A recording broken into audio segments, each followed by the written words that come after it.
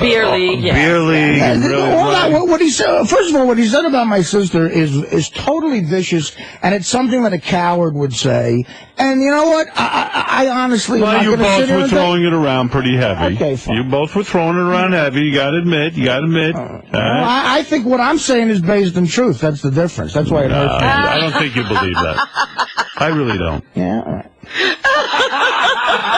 I really don't think you believe that. You don't think I believe he's gay? Yeah. I don't. I think you're trying to. A lot of people I think are gay that you probably fucking think of. What's going on over here? Just think about Howard. This is a crazy show. Let the caller talk. I'm sure he'll fix it. If really suck, and all the producers in Hollywood hear that, they're not going to want to hire Artie for anything. They don't want to hire me anyway, dude. First of all, everybody in here is afraid to give anybody a compliment. They liked Beer League when it came out. This guy has to come in here. You know what? I'm guaranteeing no fag liked Beer League. We make fun of fags in it. Whoa. Are you supposed to be using that word? Yeah, I mean, every minute with fag. I haven't done it yet. You're cutting a public service announcement. Well, I didn't cut that yet, and if they're going to make it retroactive, I might owe them about $8,000 right now. Right. But I haven't cut the public service announcement. Gee, I got uncomfortable during that argument. That was very uncomfortable. I got very comfortable. I felt very bad for both of you. Well, I mean, look, he said some awful things, and I said some awful things. The minute he waved the sister flag, it's like Artie is very protective and loving of his sister, and I admire it. But it's like, you know what, Fred, and I appreciate you saying that, but a guy like him saying he's not going to fuck any girl. He couldn't get hard for a girl. You know what? It's like, so it's based on... Why don't you guys make I want a list of the chick he fucked. The list of a chick? Yeah, there's probably a chick. The guy's not a ladies. He hasn't gotten a lot of girls, but he probably likes. Not a ladies' man. There's only one other option. Come on. Animal. Come on. What are you doing? Yeah, he might. I wouldn't put it behind him. Bestiality. Come on. And let him sue me if he thinks everything I say is fact. I think you're a fag, Mike, and I'll say it to your lawyer. I think you fucked You're off. You're allowed to think somebody is gay. Okay, good. Well, it's just a theory. It's not a legal question. It's just, I'd like to see my people getting along here. Let me ask one other thing. I never have to see him. Do you really think it's a fair fight? To do what? For you to physically threaten Mike? I didn't physically threaten him. Well, you said I'll use my fist. Right. You said something. No. No, maybe it isn't. Maybe he don't. Like a lot of fags know karate. Honestly. I'm getting uncomfortable with this fag stuff. Oh, my. And he's also Hispanic. I mean, listen, what? Hispanic could have a knife. That's true. Yeah, they could have a knife. I mean, come on. This is getting silly. I don't know. I'm very self-destructive with this. All right. I'm going through a lot of crazy shit. All right, calm down over there. When aren't you going through crazy? See, Benj, any other organization, we'd both be fired.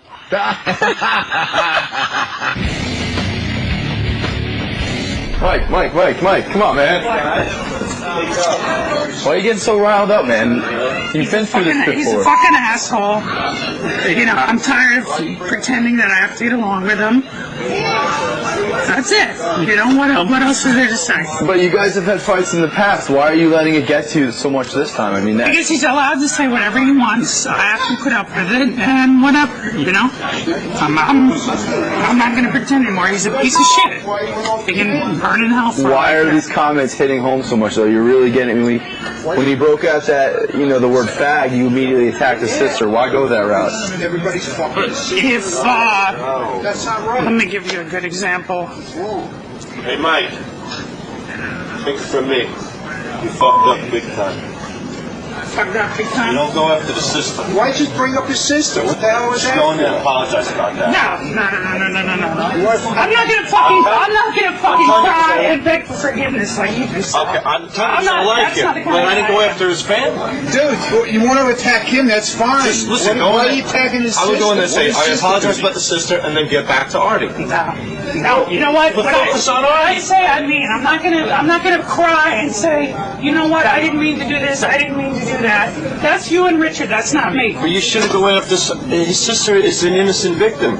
Just apologize about the sister and move on to Artie. Do the right thing. All right. And should apologize about I don't the need them sister. saying, It God, wasn't right. you're a faggot, this and that. You know what? That's you, though. That's you and him. That's not your brother. That's not your sister. That's not your father. I took it where I wanted to, and I'm not going to apologize. Well, that's up to you. I'm just giving you good advice. Well, thank you.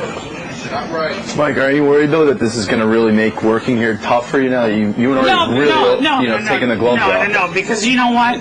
I work back outside of this compound. I work in a different area. I hardly ever see Artie.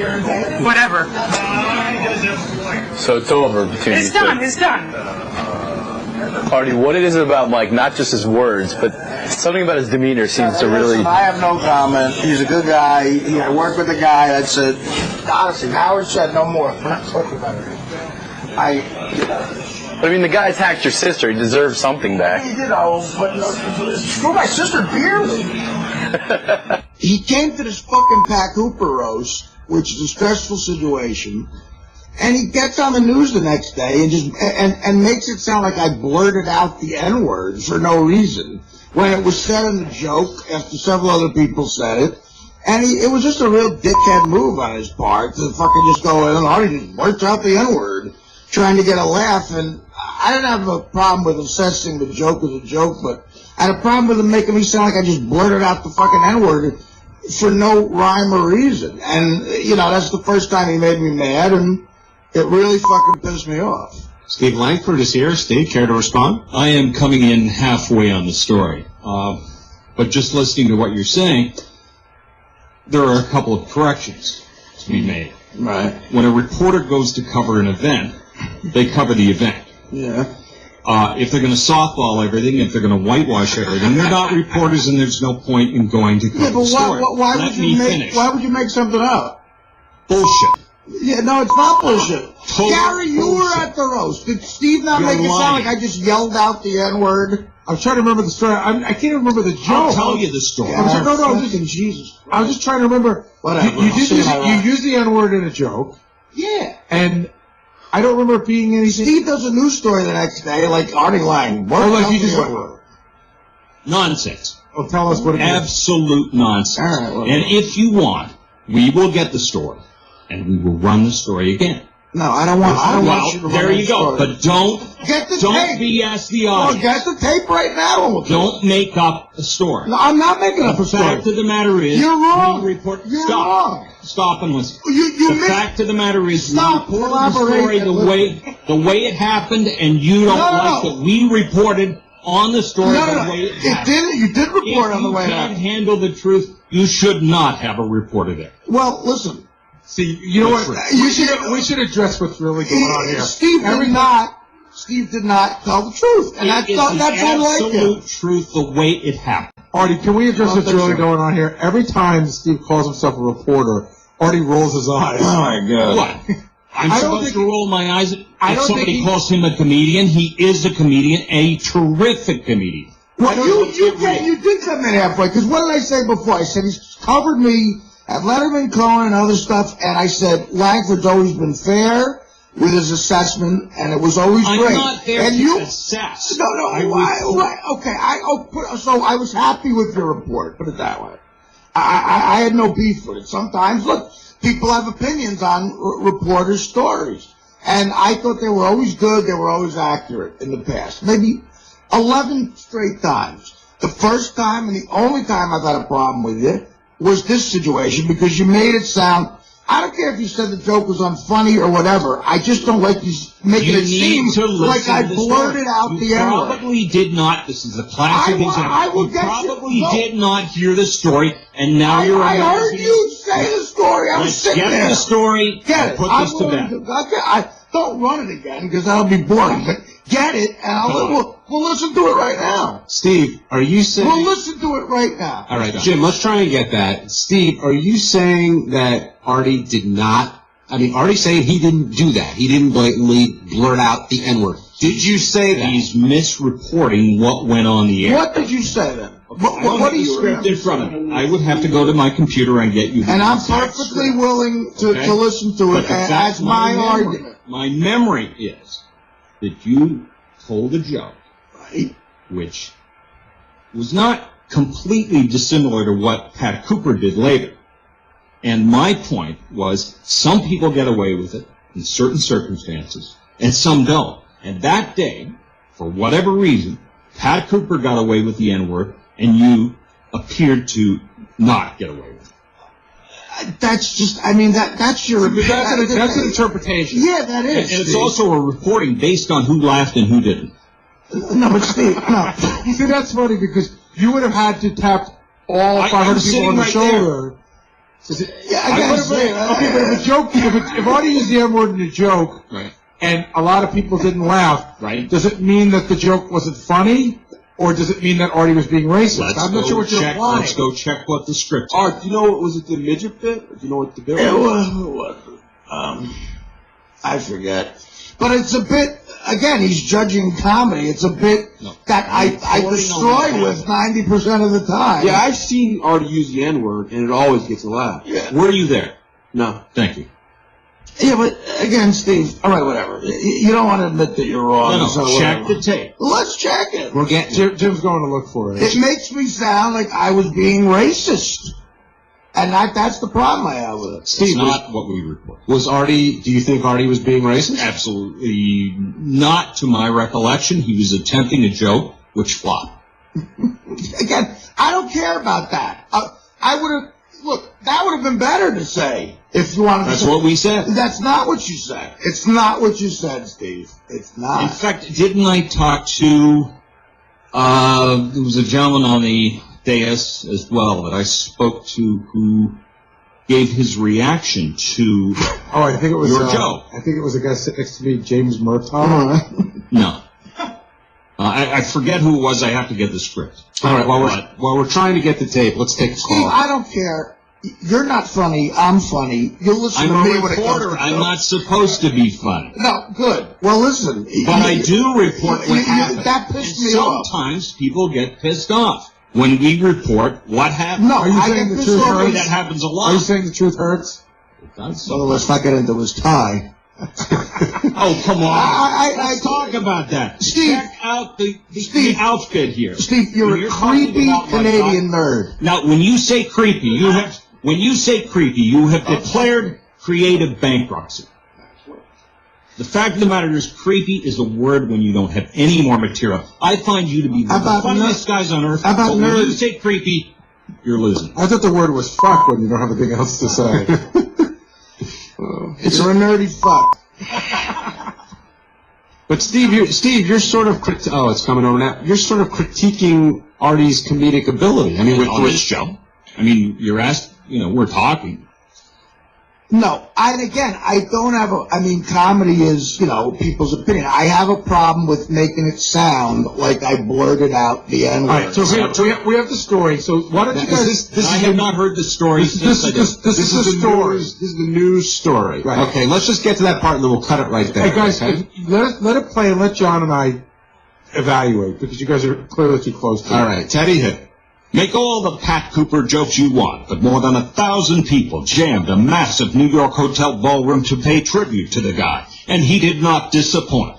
After enduring a nearly 3-hour-long program, including lunch, followed by a savage psychological beating by a dozen merciless comedians, 78-year-old Pat Cooper got up and killed because of, or in spite of, his rant against political correctness. Cooper screaming the N-word over and over, yelling, "Who the F says he can't say the N-word anymore?" The mostly suit and tie crowd eating it up, but the N-word getting a shakier reception when Artie Lange unleashed it in his set. And when Artie said Bill Maher had just written a book in which he calls Richard Belzer an a-hole, which he said is kind of like Gary Dell'Abate calling ex-boxer Michael Spinks a monkey, Artie said, the reaction was somewhat uncomfortable, particularly since Spinks was sitting on the dais. Howard 100 News speaking to Michael Spinks after the roast, who said he took absolutely no offense to any of it. It's comedy, he says. Pat Cooper closing the roast, calling it an honor to be the Friars Club roastee, joking he still thinks somebody else dropped out, but concluding this is a day he swears he will never forget. For Howard 100 News, I'm Steve. So, Artie, I think that probably what you're mad about, if you listen to the story, he doesn't imply that you're racist. He implies that your joke wasn't funny and it made people uncomfortable. But I think that you're probably upset about when he came in to promote the story that morning, are you saying that it was convoluted and no? Could you follow what he's talking about? He's saying that Pat Cooper used the N-word, people laughed, and you used it, and they didn't, and it made people uncomfortable. Well, you know what? I don't think that's right. Say the joke I said or something. Like you did say the joke. I did say. No, you didn't. You'd say the N-word joke I used. I also agree with Gary that I think he was alluding to when Steve came in and promoted it, and when he talks about what's coming up on the news, and I go in to say what's coming up on Wrap Up. I do remember, but I do remember Steve saying something along what Artie's talking about, along those lines. My problem with that is he made it sound like first of all, Pat Cooper didn't kill. He absolutely no, he didn't. Secondly, people were squirming when he said it. Even more. Of course, but they were laughing. No, they weren't, Steve. They weren't. No, I was there. Whatever.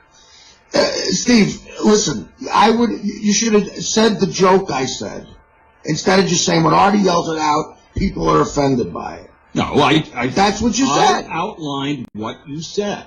Let's play it again. You didn't outline what I said. You didn't repeat the N-word joke. Let's play it again. The monkey joke is not the N-word joke. They are separate jokes, I believe. Of course they are. The monkey joke about Michael Spix and me is a joke, right? But it's not the N-word joke. In other words, right, but I don't know. In other words, if you had told the N.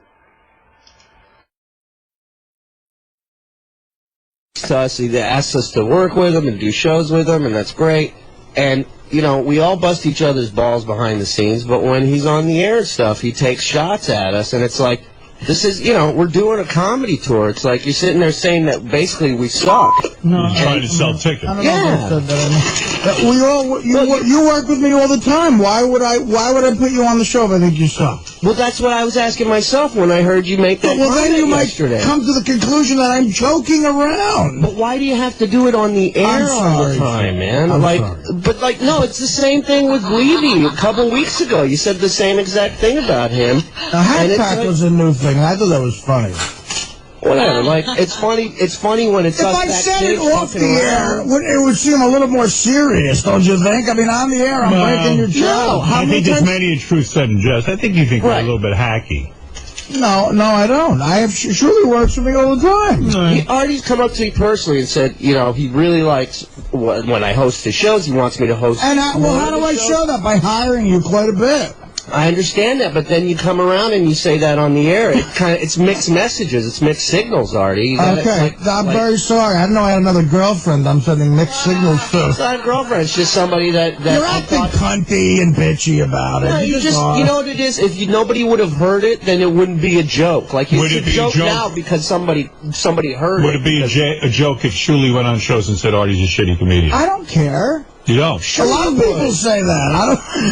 I don't know, man. I really don't take it that seriously. You would totally care if other comics went on other shows saying that you suck or I've heard that before. Fans aren't happy with this or that. Like, when did I say fans aren't happy with? I'm just saying. I'm just throwing examples out there. I'm just saying. Honestly, you know what? Then I don't want to work with you anymore. Well, whatever, dude. You say. Now I don't want to work with you anymore. But you just talk yourself out of work. It's not about work for me. It's about me getting across the point that either you're with us or you don't want us with you. I don't really think about it that much. Well, but dude, it's kind of a shit move when you sit there and you go, "Oh, you guys want to come play Detroit with me?" And then you go, "Oh, by the way, come buy your tickets for me in the Hack Pack in Detroit." I didn't say that. I was in the Hack Pack. But that's the kind of pitch that you throw out there. It's only the Hack Pack when you guys are by yourselves. Whatever, dude. You're acting like a broad here, man. You really are. I'm a comic. I take offense to when somebody calls me a hack. I know. Okay, sorry, man. Who's the funniest member of the Hack Pack, as you call him? Funniest member? Well, Beetlejuice, probably. I don't doubt that. Is Bob He's funnier on every show. Who's funnier, Shuli or Reverend Bob? I don't know. I got to think about that. Oh. I don't have an answer. There's no black and white answer to that. But Shuli's really pissed. I can tell. It's just frustrating, man. I've been doing stand-up 13 years. It's not like I just started last week, so it's frustrating when when somebody I respect like Artie says stuff like that, you know? Well, then listen, we should just part ways then. Well, but I'm not the one going on the air talking shit about you. You're the one talking shit about us. Would you prefer it if I didn't give you work and I went on and said you were a great comic? Artie, this has nothing to do with work. This is just me coming to you as a comic to another comic saying, hey, man, that wasn't cool. It has nothing to do with work. I appreciate all the work you give me. I always say thank you every single time. I think I do a great job for you. It has nothing to do with work. Okay, man. All right. Whatever. Fine. Okay. What do you want me to do? I just wanted to state my case. I just wanted to tell you where I stand. That's all. I understand. Okay. Thank you. Shali's like a chick. He really is. They all are. He's like a woman too. I mean, if we sat there, if we got on the air, play the tape of me on that show. It's so joking around. But Artie, you don't understand. There's a huge percentage of people that listen to this show that whatever comes out of your mouth is gospel to them. Okay, this is the same argument. This is the same argument like the last roast. People were afraid to laugh at jokes about me. No, I don't even know what. I don't know what that is. So ridiculous. It's Artie. It's absolutely true. It's so you think it's affecting your business? You guys do a lot of business. I thought. We do a lot of business, so but when you go on the air and go, these guys are a hack pack. That's not an advertisement saying it's a great show. Go buy tickets. Mm-hmm.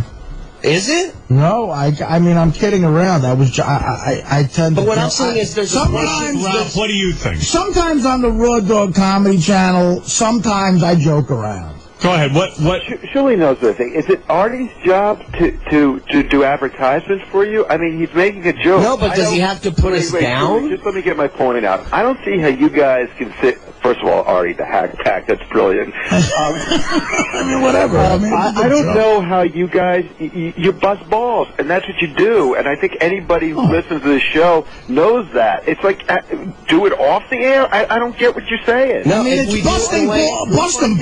But we do it in a way where it doesn't affect business, dude. It doesn't. We're all on the same team, man. We're all on the same team, bro. We're all working together. Why would you hammer somebody on the air and say something that's not necessarily true?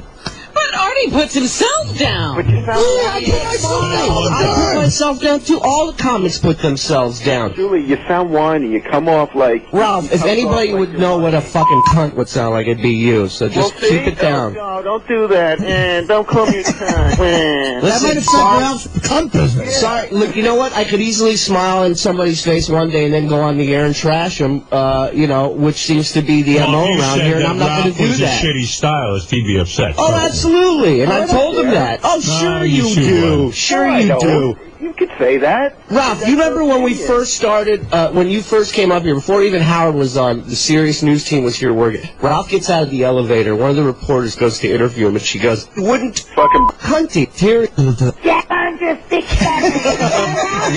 You. I may not really go to a 𝗦𝗁𝗲𝗿 farm. That was a joke, too. You are the biggest mama's boy. Talk about cunts.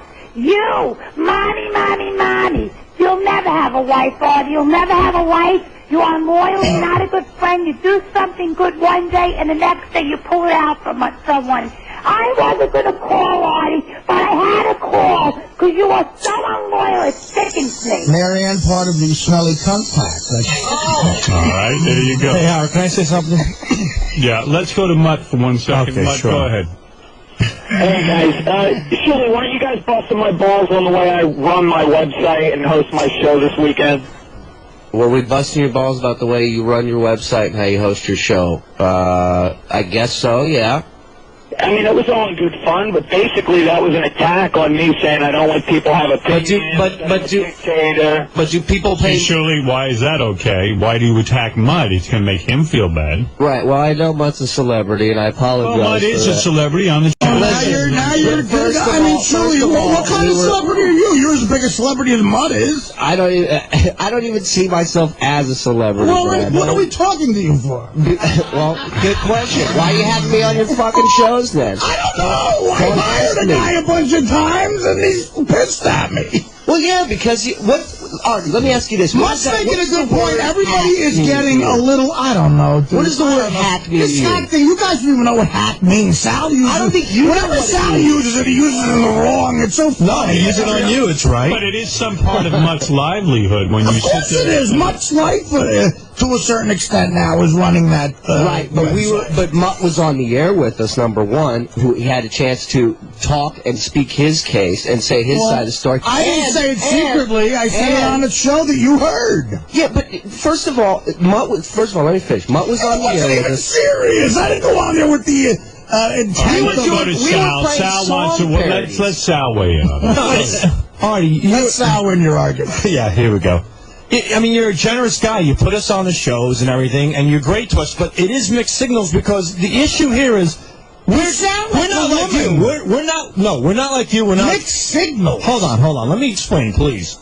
We don't have the clout you have. We don't have the strength of the audience that you have. You've earned it. But the thing is that we're guys with families, and we're trying to make a living. And it would take me 80 shows to make an eighth of what you make. And we put a good ticket out there. We put on a solid show. We travel the country. Who is saying any different? But nobody. But when you're going out there, constantly calling Levy a hack. Constantly? Well, I say that in the roast. I say it in the roast. No, but I say it in the fucking... But Artie, you apologized to him just last month saying you would never happen again. So I'm just saying that we put on a good quality show for the fans, and we're there for them. And with you saying hack pack, it doesn't help. All right, let's move on. Let's go back to Steve Langford. Shuli, thank you. I respect what you have to say. Shuli is upset. I could see he didn't crack a smile during that. I don't think anything. And he is upset. I see him leaving upset. Well, no, I mean, I don't think I can work with the guys anymore. Artie and the urine. Artie says that not only did he purchase urine for a upcoming drug test, if that ever happened, but he said he had a drug test, by the way, that he asked for. But he said that he had it on him the day it was being discussed. Where does the truth lie, Gary? Well, I know that's a tough question when it comes to Artie. I just know what I hear in the office. So I'm sitting there thinking, like, Artie's out of his mind. This is crazy. I can't believe it.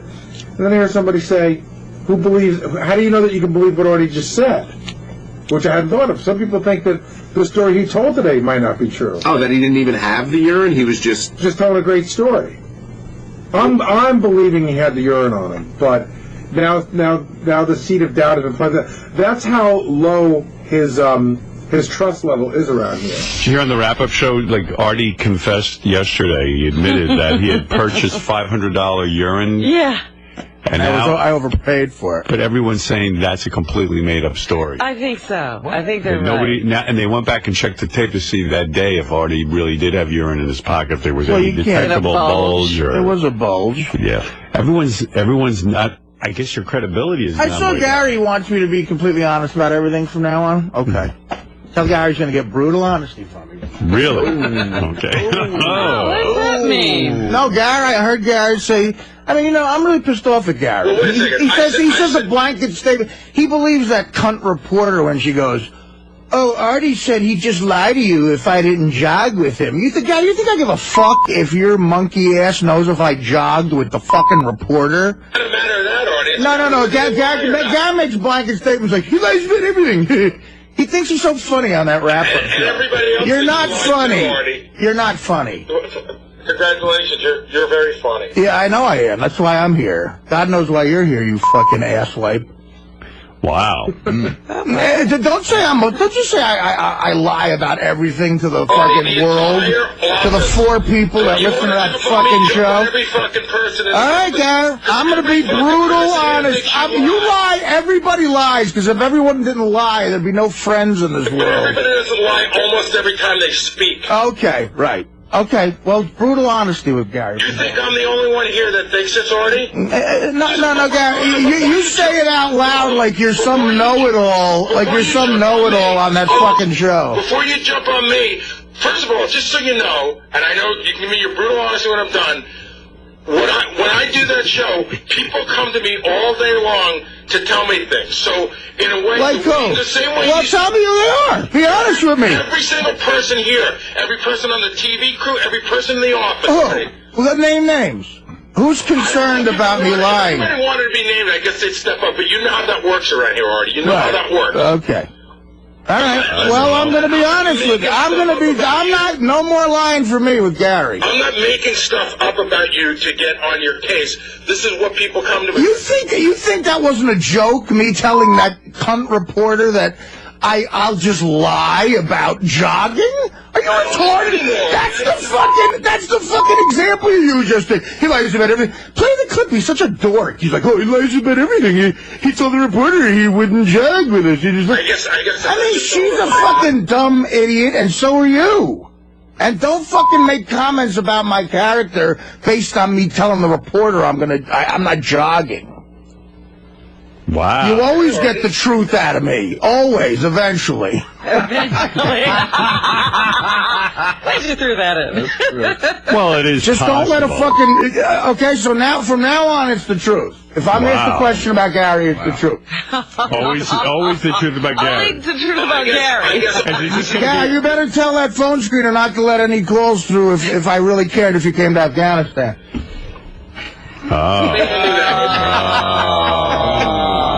Or on the private jet to the crafts. Guy got a lot of laughs in Afghanistan.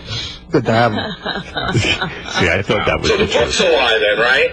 Of course it is. The whole part of the book where you said you had... All the good parts. So you really... I thought you were... I had heard you were annoyed that Gary went to Afghanistan. I'm not going to say anything. Wait a minute, you said you'd tell the truth. You're going to tell the truth. Well, I mean, either that or I'll say nothing, you know. I see. I don't want to start arguing with Gary. And the stools are bothering you too, right? Well, in this theater. I don't care. I don't care about the stool. You don't. That's the truth? I don't care. And the truth is that you really didn't want Gary going to Afghanistan with you. I'm not saying anything. You really were pissed about the private No. I loved having you there. I loved that. Those old jokes Levy gave you were great. Be honest. Oh, you beat Mr. Fucking Honesty. No. Well, you started it. Play the clip yesterday, Gary. You take it a little. Yeah, I'm sick of being a punching bag with you people with this liar bullshit. Dad, play the clip yesterday. I'm sick of taking that shit. You're not funny. You're not funny. Will isn't funny. John's not funny. That show is horrible. And you're funny when you lie, which is almost every I'm funny all the time, which is why I should be making more than you.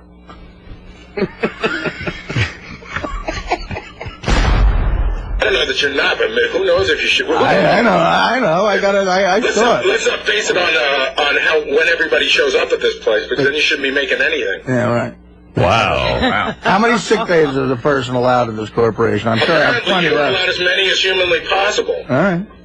If you're in fact sick, Mr. Honesty. Right. Well, I told you I've never been sick. he was honest about that. I believe he was truthful.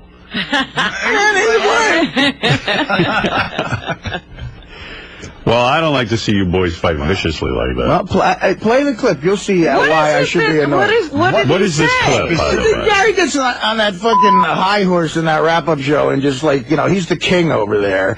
And he's like, everybody's like sitting around the fire waiting for Gary to tell war stories, and they're always horrible. and then they fucking, they start talking about me, and Will is sitting there going, like, why is Will on the air? What credibility does he have? Will is a What producer. credibility do you have? I mean, I'm a performer. I'm inside. Scheme in this place. Aside from being a comedian, You hired me, dickwad. I didn't. Howard did. Okay, well, fine. What does that tell you?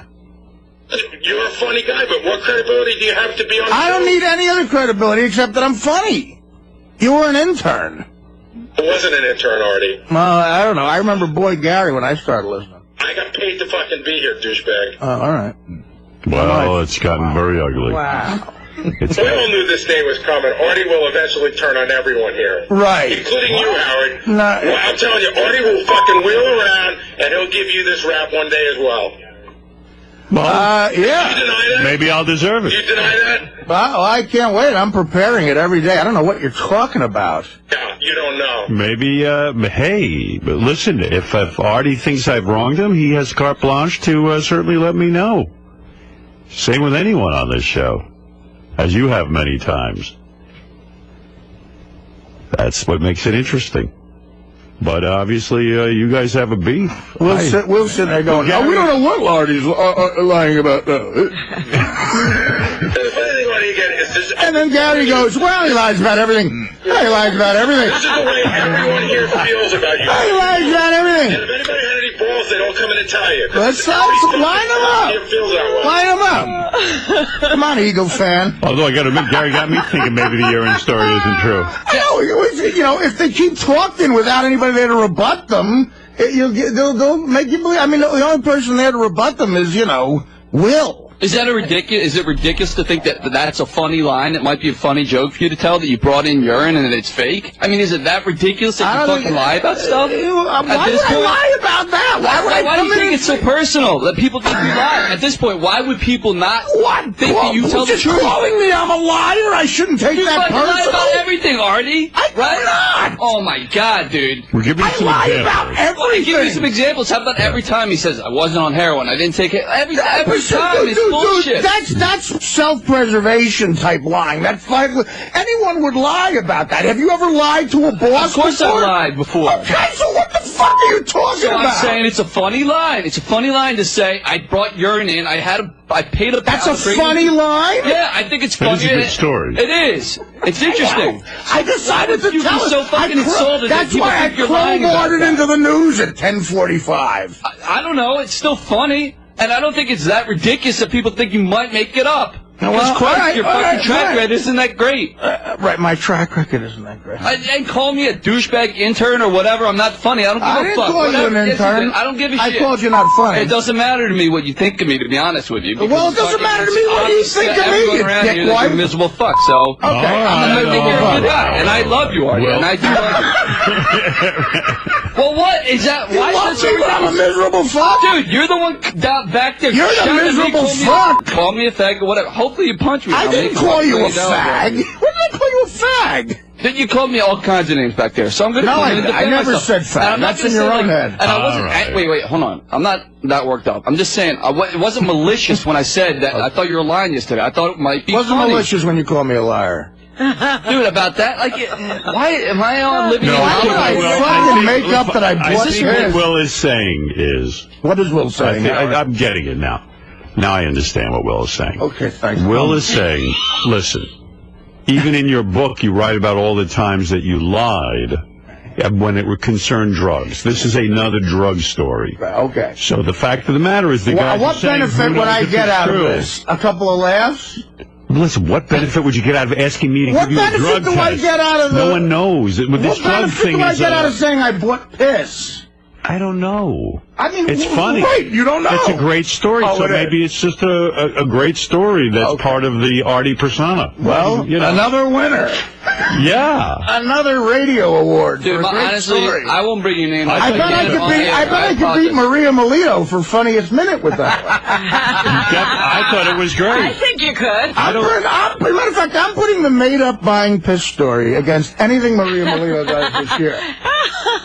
Well, thank you, Artie, Gary, having words with Will, and just so we know, seriously, Artie, I know you could care less. You are literally dead to me in terms of the wrap-up show, and in general too. What are you going to talk about then? We'll talk to each other, and I'll deal with you here as best as I have to. What are you going to talk about? Booking people? We don't have to mention you because you know what? I, like most of the audience, is bored with it. Okay, right. Fine. Don't fucking talk to me. Send your fucking minion Teddy or whatever the fuck. If you need something, don't fucking deal with me. Don't talk to me. Okay. Don't fucking call me again. You got it. Who should I call when I lie about being sick? Or Gary? Only 6 months ahead of the real thing. Gary, let me ask you, why are you so worked up? Because you know what? This is the real Artie. This is who Artie really is. No, you want me to tell the truth. But Artie's upset that he picks this to be mad about. Well, wait a second. Artie's allowed to be mad that you said he lied. I'm allowed to be mad back. All right. He fucking took shots at me, so I'm allowed to be mad back. Listen. Okay, so why are you? You're not dead to me, Gar. Whatever relationship Artie and I had evaporated a long time ago anyway. Why is that? Why is that? Been nice to each other. Why is that, Gar? Because I just don't trust you anymore. Okay.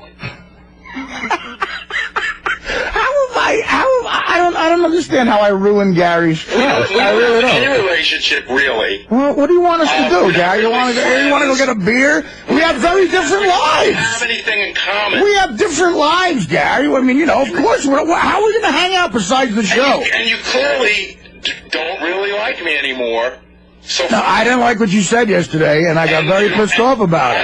I thought for a long time you don't like me. Artie is saying he doesn't no, like what I hated said. what you said yesterday. I don't dislike you. Well, how is that my problem?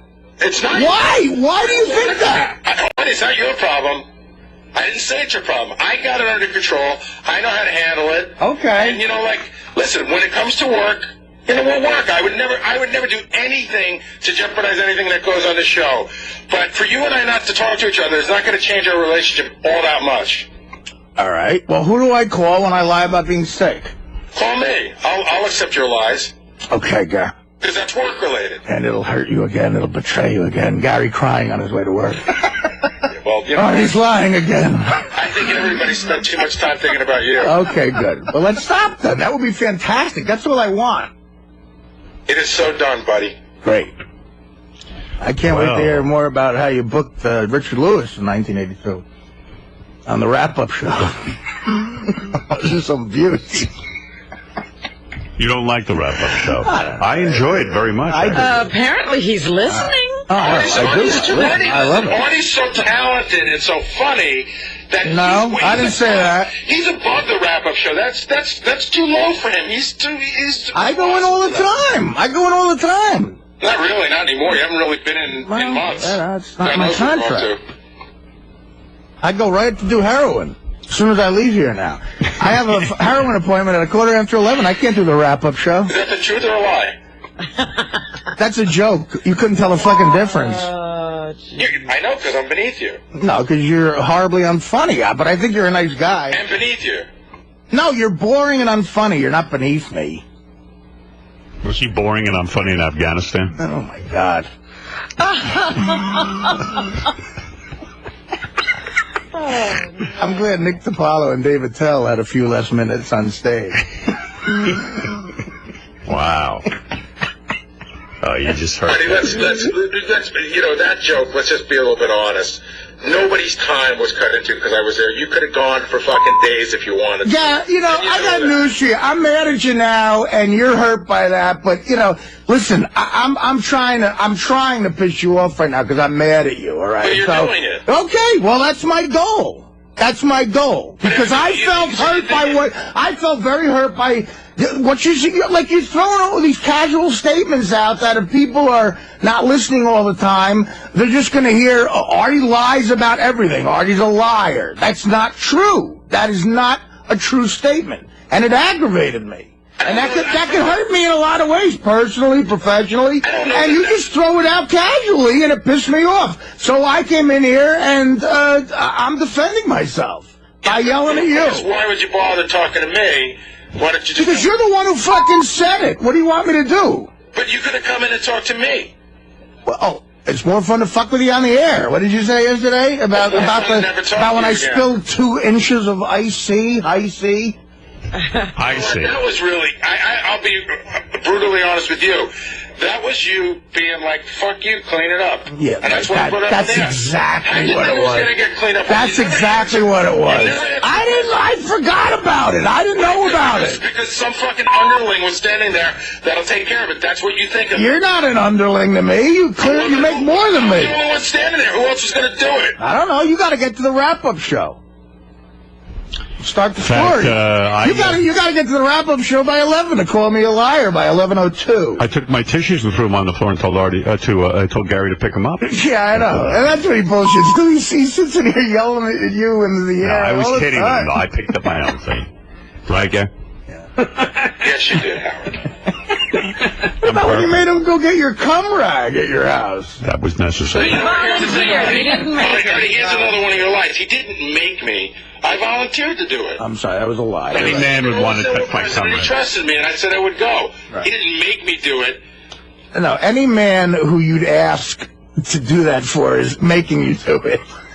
He didn't ask him. I didn't ask him. Yeah, I know. Gary went to go, I mean, is there anyone else in the world you'd ask to do that for? But he didn't ask me. I know. You were just being a good producer. He said, I got to get rid of that thing, and I said, I'll go take care of it for you. When you had lunch with Rob Burnett, did you ask him if he ever got Dave's jizz rags? I know I haven't had lunch with Rob yet. But you had lunch with Rob. Hey, do you know about this? Gary, in an effort to He's prepare... preparing for the future. Oh, my God. What is now happening? Why don't you go to a bread line? The future that will never have food already lying. I'll be dead. We all know that. I won't only be dead to Gary. I'll be actually dead. That's what Gary said. You have 6 months anyway. You might as well be dead to him now. Right, that's nice for Gary to say that. The only difference to Gary insulting me and me insulting him is when I do it, it's funny. So people remember it. He tells me I have 6 months to live. That's fantastic, Gary. Thanks. You practically write it in your book. I know. How many times in your book do you say, I can't believe I lived to be what I am now? Well, listen, dude, I don't know. I question my mortality because of how I've lived. I agree with you. I'm going to tell you something. As mad as you are, Gary, I can tell, I know you guys have differences here now. But Gary is so upset about you because he loves you so much. Now, you're never going to get that. But maybe I'm upset because Gary... Look, a lot of people said shit in that room. Yes. And a lot of people make accusations. Of course, Will is right. I don't care about him. Right. But Gary, I do. Of course, it hurts more with Gary. Gary's a major reason I'm sitting here. He's a big part of my career.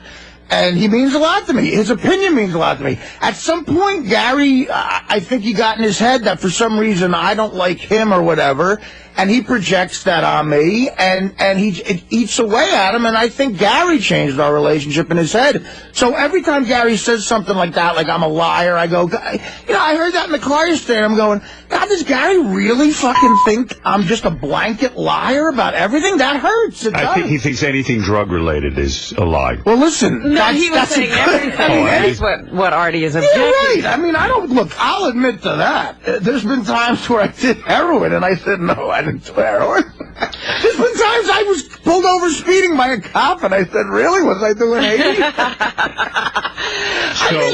That's what happens. That's life. You lie about shit. You're right in Gary's case, and Artie's right in his case. He's so angry at Gary because it matters to him. You don't get angry about people that don't matter to you. Right, that's right. It hurt me a lot to hear him say that. I don't care. Everyone else in that room is, first of all... Is this the makeup phase? Because I like the arguing phase. I know. Well, I'm not ready to let go of that. You love that more than anything. Well, you brought it up. You brought up that Gary is hurt. I mean, Artie lied about seeing a shrink for 6 months. I know. That was work-related. How is it work-related? Were we going to fire you if you didn't go? No, listen, there's people in my life... lazy-related because you didn't want us to break your balls, but we weren't going to fire you. Well, I'll certainly admit to being lazy, but... You guys, here's a bulletin, guy. You guys aren't the only people in my life that are affected by that. I didn't, my mother was comforted in thinking I might have been doing that. So, like you do to your parents sometimes, you lie. But now you admit that your lies are wider than just drug-related. No, the shrink is drug-related. It all ties into, if you want to call it a disease. First of all, I don't think it's a disease. I think it's just a bunch of assholes who want to get high. But if you want to call it a disease, whatever, then that's part of it, the lying and all that. I mean, Dr. Drew will tell you that. Dr. Drew did tell us that. Right, of course. And the compounds and stuff, but I've never lied. Have I embellished stories to make them funnier? Yeah, but that's my job. I didn't lie about buying piss. Is Artie still dead on the wrap-up show, Gary? I think that's a major discussion that you shouldn't give up. I'm not going there anymore. To the wrap-up show? No, I'm going to the wrap-up show. Oh, shit. But listen, I'm at the point now where Artie is mad at almost everything I say in the wrap-up show. No, that's a lie. How am I mad at everything you say in the wrap-up? mad, and Artie's, I'm not mad at you. I think it's funny. And Artie's quite honestly bored to tears by me. Oh, but listen, now I don't know what I can and can't say about. I like when you discuss Artie. I think you should continue to do I it. like when you discuss me. It fascinates me. I don't know what I can and can't say about Artie anymore. You can say everything. Say whatever you want, Gary. How am I your boss? I'm not telling you what to do. He's just telling you didn't like it. Right. The show's working. You want me to not? Yeah, I'm reacting to it. You're like the Rush Limbaugh of Artie. Like, in other words, you say stuff and it provokes. It's a provocative show. You've gotten a response. It means it's not boring. Artie's your Democratic Party. You know what's so crazy about Gary, too? He's in this cloud about my opinion with the Afghanistan shit. We were over there for a week. Right. He knows how much fun we had together. He knows it was good. He was there, and he still doubts it. You know what I mean? It's like I doubt it because I wasn't there. Right. I mean, of course. Hold on. You didn't take a shot at whether we had fun or not. You took a shot about whether you wanted me there. Whether we had fun or not isn't the... Garrett, listen, I came in here today knowing that you're so insanely sensitive about that, and I was pissed off at what you said, so clearly I'm trying to make you mad. And so you know what? Here's the really fucked up thing. This is what it all comes out to. I don't know whether to believe you right now. I swear to God, I don't know. I don't know what the truth is. Did you really like having? I think he liked having you in Afghanistan. I think Artie sees that he upset me so much that now he's reeling it in, and I don't know. Listen, man. The truth of the lie is anymore. No. I did upset you. Mission accomplished. Did you mean it? Yeah, listen, man. Did you mean it, Artie? If you can't tell whether or not if you can't tell whether or not I wanted you there by our experience there together, then that's fucked up. I mean, maybe you didn't want him there, and it turned out better than you thought. Right, that's the whole point. I don't doubt that we had a good time there, but I'm still not sure that you wanted me there. Okay. Did you want him there? Yes. Yes. I don't think that's honest. Oh, boy. I gotta go with Gary on this one. Come on, be the brutally honest guy. You said you were going to be brutally honest. Be brutally honest. You did not want Gary in Afghanistan. I'll tell you what. It's fucked up because we were just arguing and yelling, but I did want him to come. I believe you'd be truthful. I don't know. I don't know. He's being deceptive. Do you want to take a lie detector test on that question alone? I'll take it. You will. Sure. You will take that. Because I just want editorial in here for any reason. Right, me too. Do you want Artie to, nothing drug related to say, just one question. Did you want Gary in Afghanistan? Well, if I would certainly take that lie detector test, but you know, again, that fucking detector test isn't credible. It said Ralph is gay. Ed is one of the top guys in the country. What are you talking about? Any lie, not just Ed. Right, you're just saying the in general. In general, the test. You don't buy it. Yeah. Do you want him to take the test, Gary? No, I just want him to tell the truth. I don't need a test. You just, Artie, tell the truth now, and then I'll accept it. Well, Artie says this is the new truthful Artie about you, so here it comes. I'm going to ask him one last time. Okay. Artie, in light of the fact that you are the new truthful Artie, and you're going to talk the truth, because Gary told the truth. He feels you lie about everything. Everything, Every fucking thing in your life is a lie. See, this is good with that. All right, so now... If you said this was Thursday, you'd be lying. Right. We don't even know if you know what day it is. So here's the thing, Artie. It's the last day before we have a day off. Did you want Gary in Afghanistan? Yes.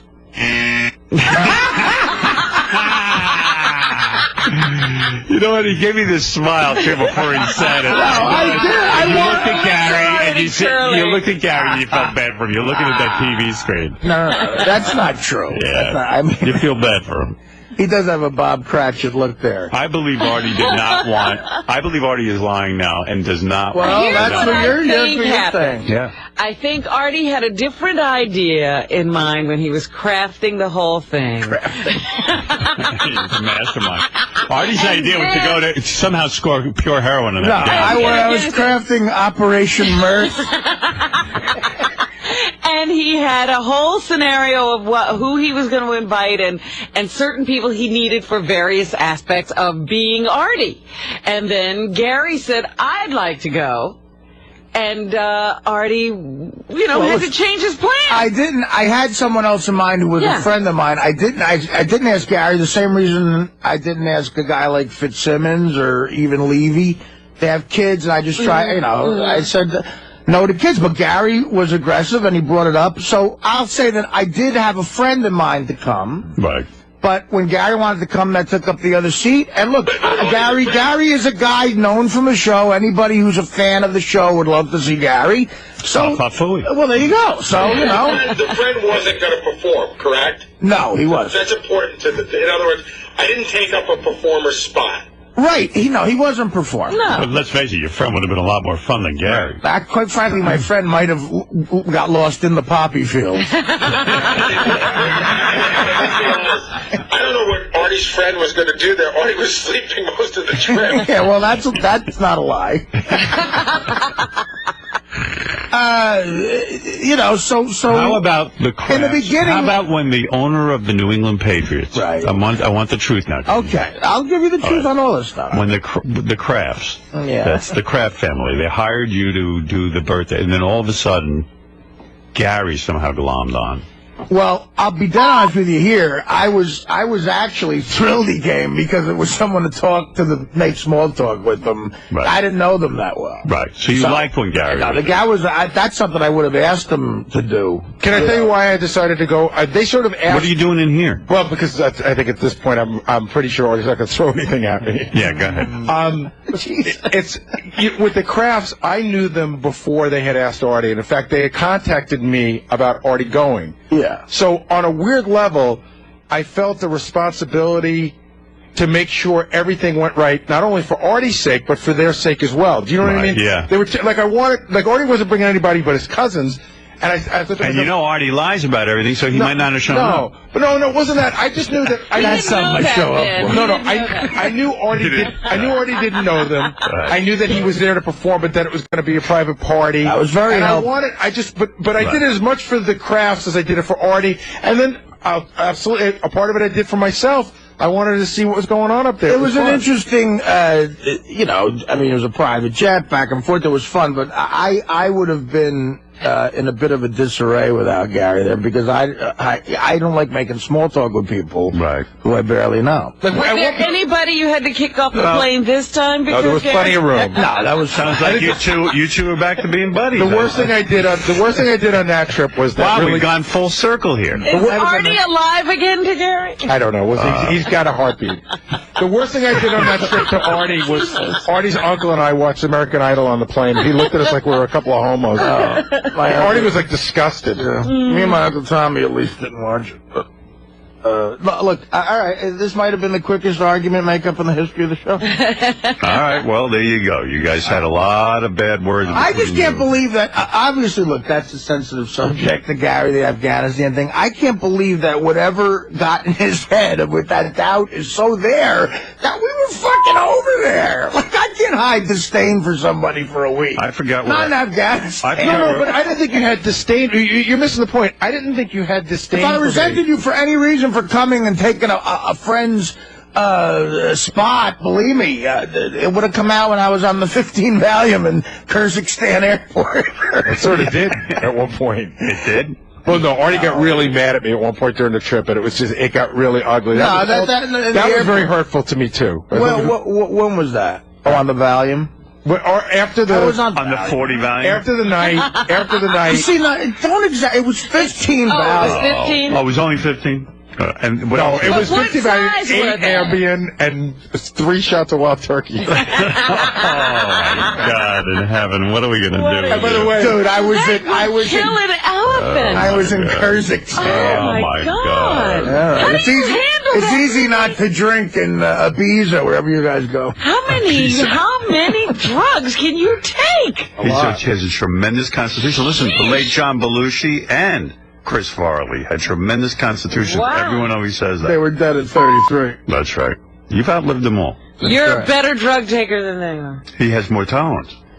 What did you used to say years ago when I used to listen to you? What you used to say, Keith Richards is the best greatest white drug taker ever. Well, the guy is. I mean, Look at him. first of all, he's still alive. I mean, he looks like Dracula. Even the cigarette smoking. I mean, this guy smokes constantly. On stage. On stage. He can't even put down a cigarette, and when he's in the middle of a guitar solo, he's got one burning in there. He's got the cigarette in the guitar. Him and Ron Woodbull. Yeah, and the guy's, thin and looks good, for a guy who's done that much. Crazy, he ran up a tree and almost killed him. Right. Anything I said on that shit, you can't believe. I mean, of course. It was. Again, part of me was like, I wondered if it was truth serum. What did he say? Well, let me tell you what happened. I don't even remember. Artie and I never had this out, and as long as we're having it out, I want Artie to know, because I don't know I don't know what he remembers and what he doesn't.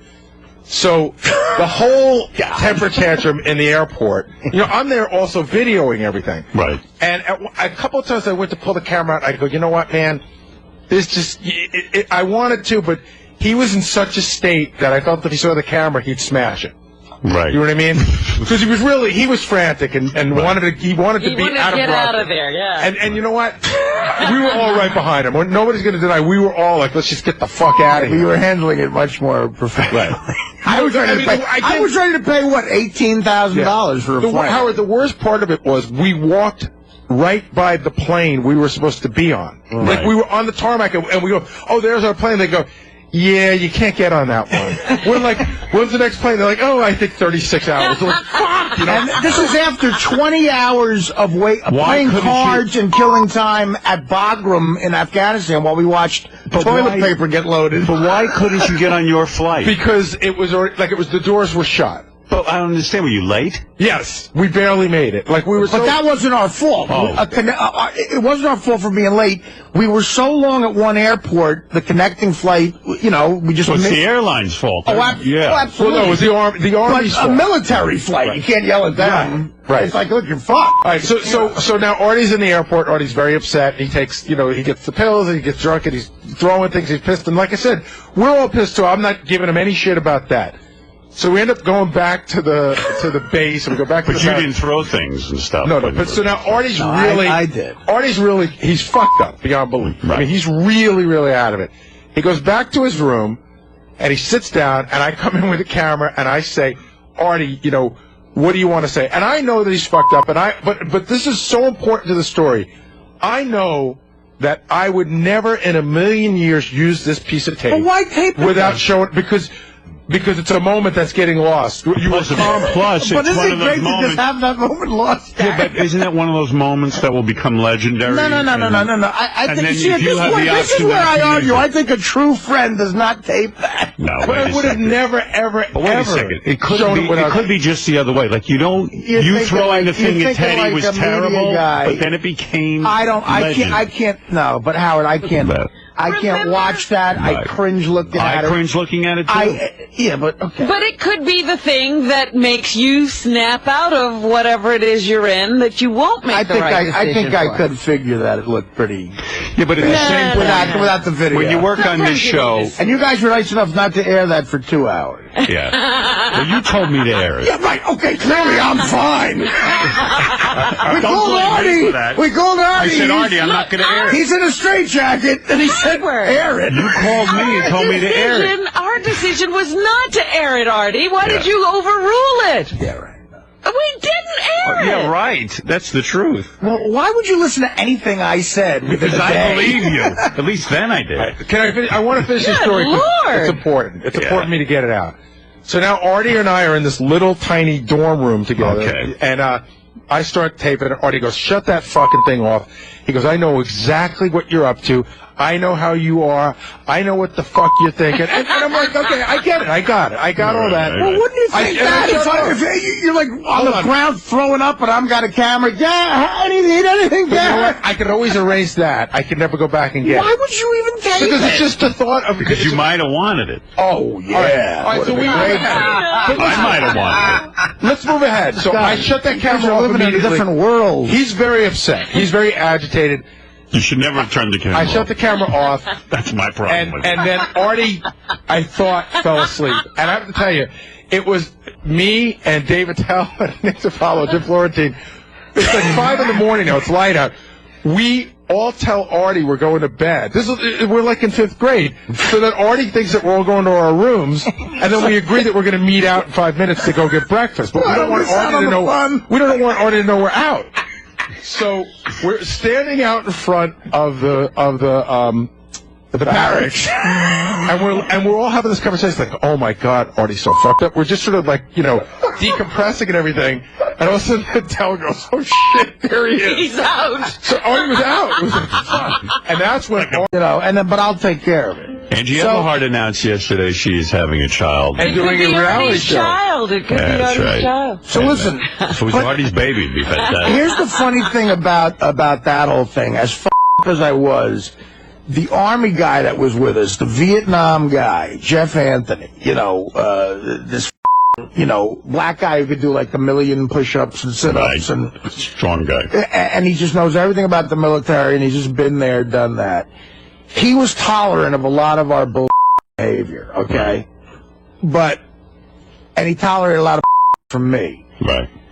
But the one thing I remember of that man is he had enough of me. Okay. So back at the barracks, Artie wandering around. Right. I'm wandering around. High as a kite. Clearly up. Which that was their biggest fear in getting Artie over there. He really did tell them that he was fine. Jeff turned to us, and he goes, "You guys got to figure this out." Yeah. I'm like, you saw what we're doing. So I guess at one point he just got, it's like the Marine in him. Yeah. These guys aren't going to figure it out. This asshole junkie hippie comedian.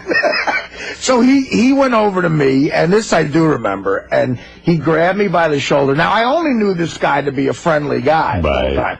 He grabbed me, and he got me in like a mini headlock. and you make friends wherever you go. He looked at me, and he said, "Listen, motherfucker, this is an Army base, okay? You get the out and go to sleep." And you listened, right? And I went right inside. I marched. You see, that's what you need. You need to join the Army. He's not yelling at that guy. Right. I said, if this 58-year-old guy beats me right now. I mean, did he see the tirade against Gary? Yeah. No, he didn't. Oh, he wasn't there? He didn't. It was just, it was Dave, and Jim Florentine, and Nick, and, meanwhile, me and Attell had just talked for years. Me and Attell have always talked about how we want to get off booze and all sorts of drugs and everything on the road. And Attell, I think, has still been sober for almost a year. I think you cured him. Which is fantastic. But he doesn't want to drink again, he said that. He had been sober for four months at that time, but the only thing with Dave is he smokes, I'm going to say 5 packs of cigarettes a day. I know. He can't get rid of that. But he also doesn't sleep much either. No, he's a vampire. Yeah. He is, and he's always been. That's why he's such a great comedian. On Easter Sunday, on Christmas Day, Attell had 5 spots at the Comedy Cellar. Wow. That's why he's so great. I'm sure. Howard, do you know talent and doing it? We landed from this 7-hour trip in Afghanistan. We landed 5 o'clock on Saturday afternoon, and Dave gets out. He gets his cell phone. I go, "Who you calling?" He goes, "I want to see if I can get a spot at the comedy store." You know what? Here's a great thing. Wow. Like that, he worked that night. The day you landed. We landed at 5. I think he went on at midnight. Here's why he might be the greatest comic, I think, of my generation, like club comics, and why he deserves it is like in the beginning of the week, they call it calling in your avails, your availabilities to a club. Like on a Monday, you call up the manager to Stand Up New York or a comic strip or the Stellar, and you go, "Listen, I'm available Monday through Wednesday." And they go, "All right, you got a 9 o'clock Wednesday, 9 to 9:20, and they give you your spots for the week, and that's, you go. So, we're still in Afghanistan. We're in Kandahar, and Jim Florentine has a special cell phone that we can only use some of the time. We had just been bombed. There was a bombing that made the papers. We're all calling up our family and going, "I'm okay, we're okay." And then I hand the phone to Attell, and in the back I hear Attell go, "The name of the woman who runs the Comedy Cellar is 𝗪𝗛. He goes, "𝗪𝗛, listen, I'll be back Monday. I got Monday through Friday." Oh, my God. That's what he's using the satellite real professional. Called in his avails. I like that guy. See, that's why I always admired him. All right, boys, it seems as if the fun part of this argument is over. Now it's the makeup part, and I can skip all that. They can do that off the air. Yeah, go make love to each other off the air. Whatever. All right. That was a good argument, though. Artie was for a little while. That was great when Artie was Artie didn't like that. He didn't like being dead. They made up. He came back. A couple of knockout punches from both sides. Did you see a white light, Artie, before you came back? You know what that was like? That was Hagler Hearns. It was only 3 rounds, but a lot of blood. Went fast. Yeah.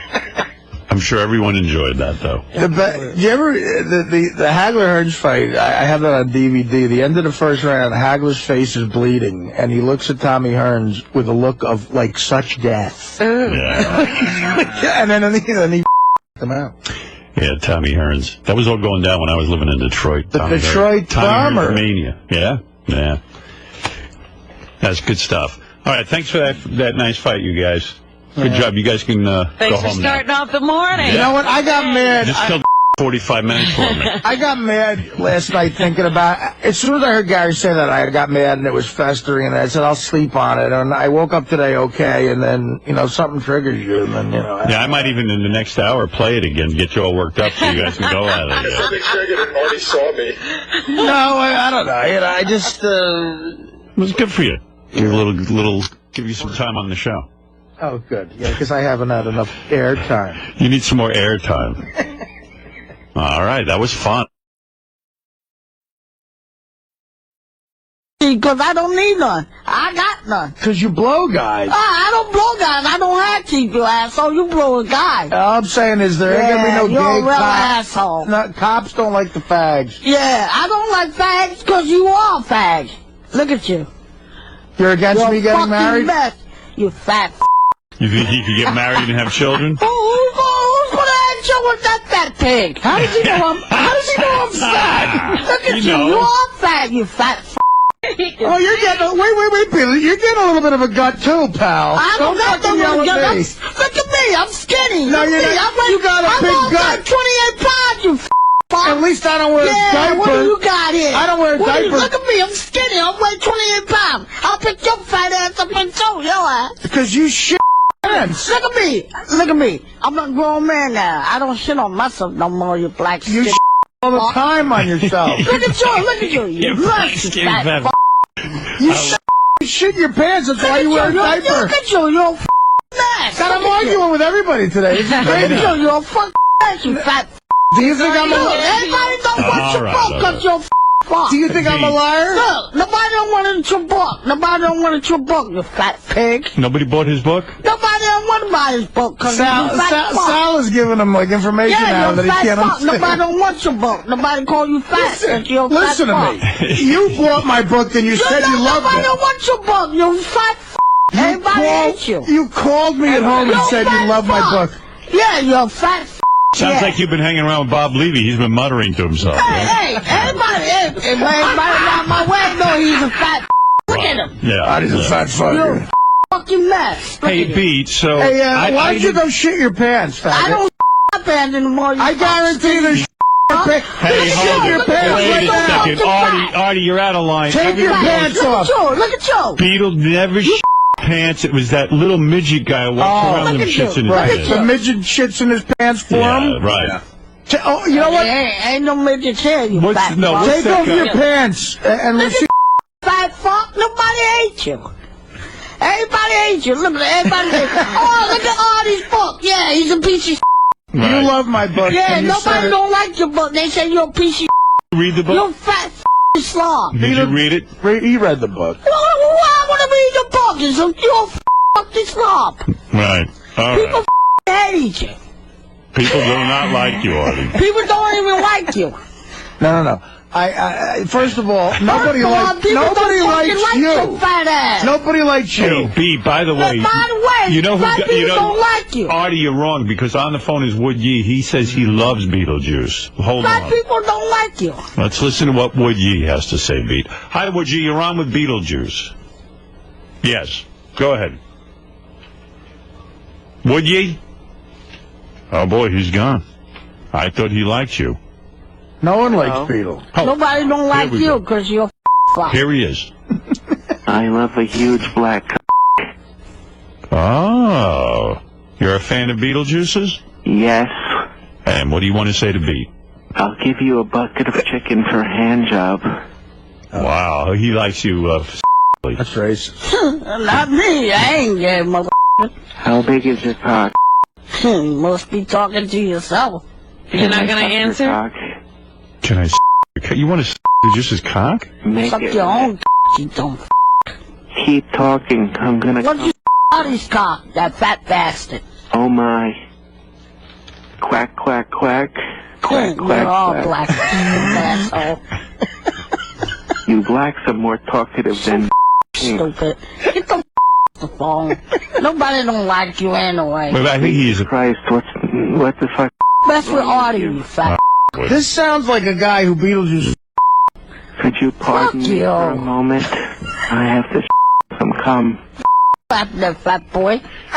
Pete, you know what? It is great news that you've become a police officer. I commend you for that. Pete, did you shit ever when you shit your pants? You. You ever Pete. shit out? Pete, congratulations on becoming a police officer. I think that's great. I think your work in the field is exemplary. Hey, I have to do what I got to do. I have to do my own job, but that's what I'm going to do. You're very, very brave. My wife. You're very brave, and I commend you for that. Now, if you want to see Beat, this is what we're talking about. You got to get up to Vermont this weekend. It's going to be a party, right, with you? And probably. any girls come up there? Maybe you'll party with them? I don't know yet, but I got to figure something out first. Now, if you want tickets to all the shows, you go to cleanboxentertainment.com. Cleanbox. Yeah, that's probably me, but unless they got to pay to get in to see girl. And by the way, if anybody else wants to book Beetlejuice, they can get him on jollydwarf.com, right? Maybe, Yeah, maybe. jollydwarf.com. Why not? Maybe they get it. Maybe if they want it. Maybe they want to call. Maybe they want something. And by the way, they have to come up. I have to come up with something. And Beat, I should mention that you're on the Killers of Comedy on the Road special, and that's on Howard TV right now. You're part of that whole big special television program. By myself, yeah. In fact, there's a it's a In great fact, scene. I got my own shows going, so I ain't worried about nobody else. I was watching the special, and I invite all our fans to watch Why? it. Did you see it all around there? I do my own thing. Oh yeah, I saw when you were talking to Gary the retard. You guys, By myself, yeah. you guys are good friends. I got my own thing going. Did you hear that, Robin? I got my own comedy going. I got my Gary own the thing retard going. and Beetlejuice together? Are they a team? They do talk together, yes. So you're gonna ask the people up on the stage tonight? You don't know yet, huh? You didn't fucking blue cheese out of somebody's ass. Gary, are you going to do that too? I'm gonna take some whipped cream and I'm gonna tell baby who's ever in charge, put it right between the tits, let me lick it out. You want. Not you, the girl. You want the girl's tits. Right. Yeah, the girl. I'm about this thing. So are you guys breaking off from the group and you're going to go out on your own? Yeah, I do my own thing. I do my own comedy. Is Gary another guy that you? Oh. You. All right. Anyway, thank you so much. Ed Torian has a question for you, Beat, if you don't mind, before... Yes, Ed. How you doing? He says... Have you ever received a big ass? I don't know what the fuck you're talking about. Have you ever received a in your ass? Is he talking? I don't know. Have you ever had talking to himself? Ed, can you repeat it? Have you ever had a farm animal? What the f*** he talking about? I don't know. He says he's a big fan. He says you farm animal. It must be you. Hey, Beat, great seeing you, man. Thank you for coming by. You're welcome. Anytime.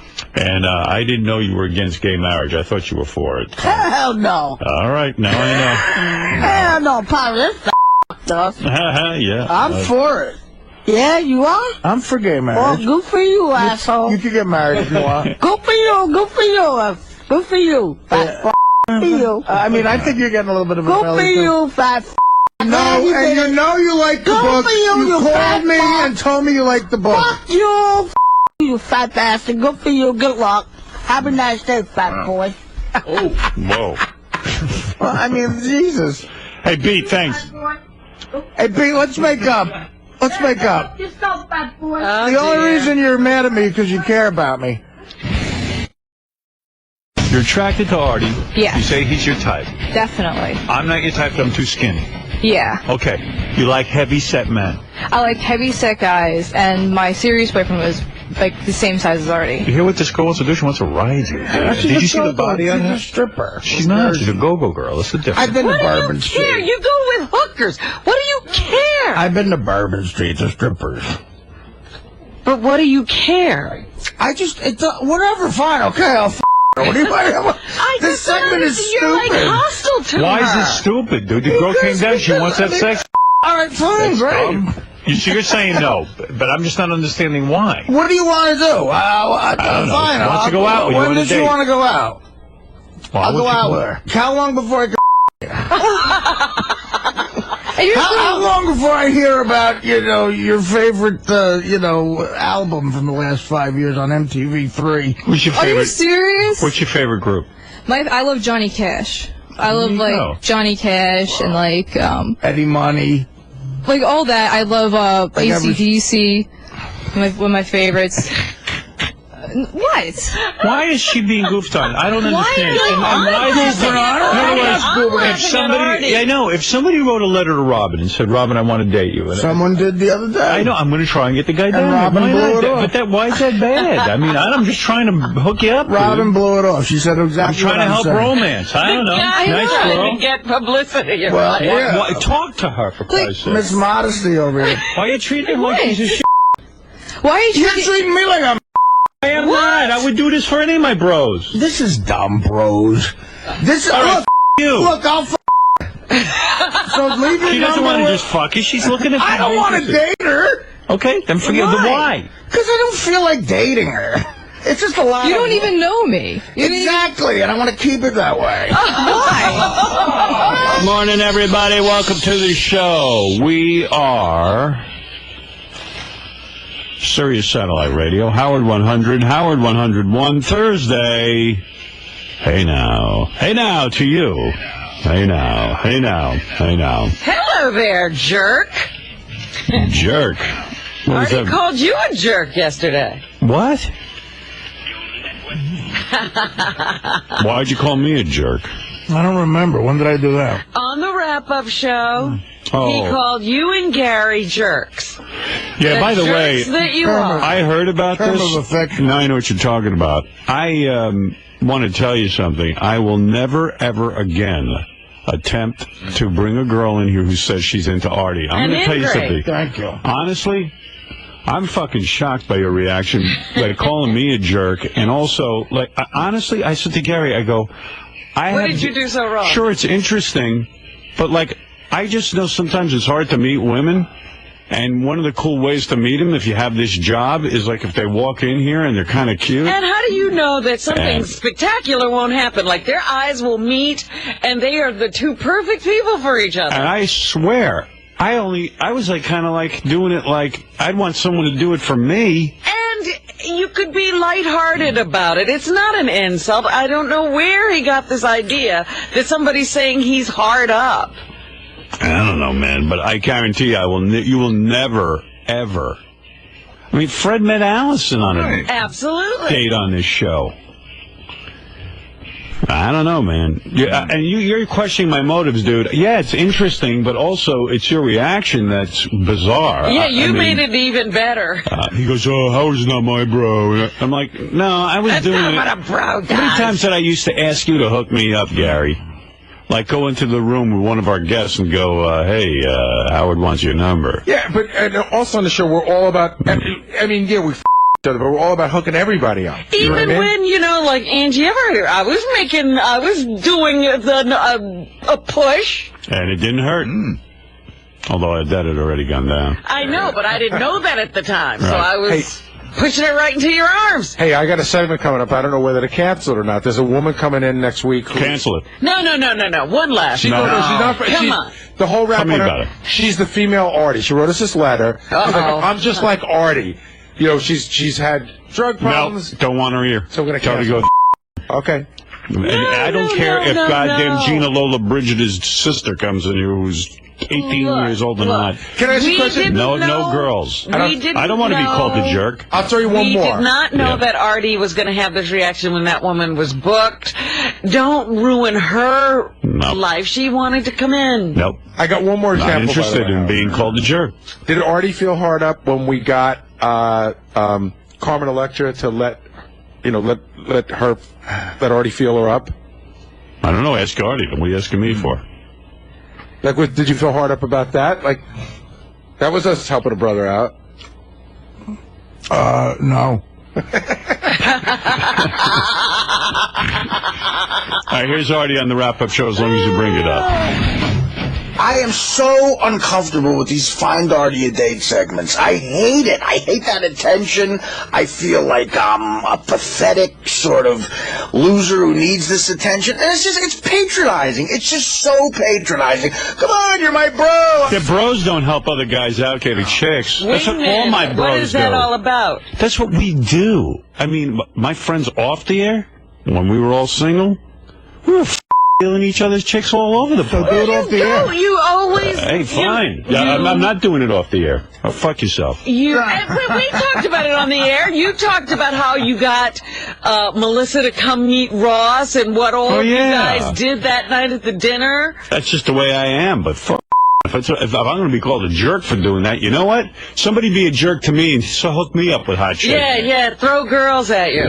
Yeah, and by the way, you be sure I won't call you a jerk. Boy, if girls used to be marched in here and say, hey, let me see what's going on here. And if a girl wrote a letter that she was attracted to me, we'd book her right on the show. Absolutely, regardless of the reason. I do it for myself. Call me hard up. I am hard up. I want it all. You want to see what's interesting? Why not?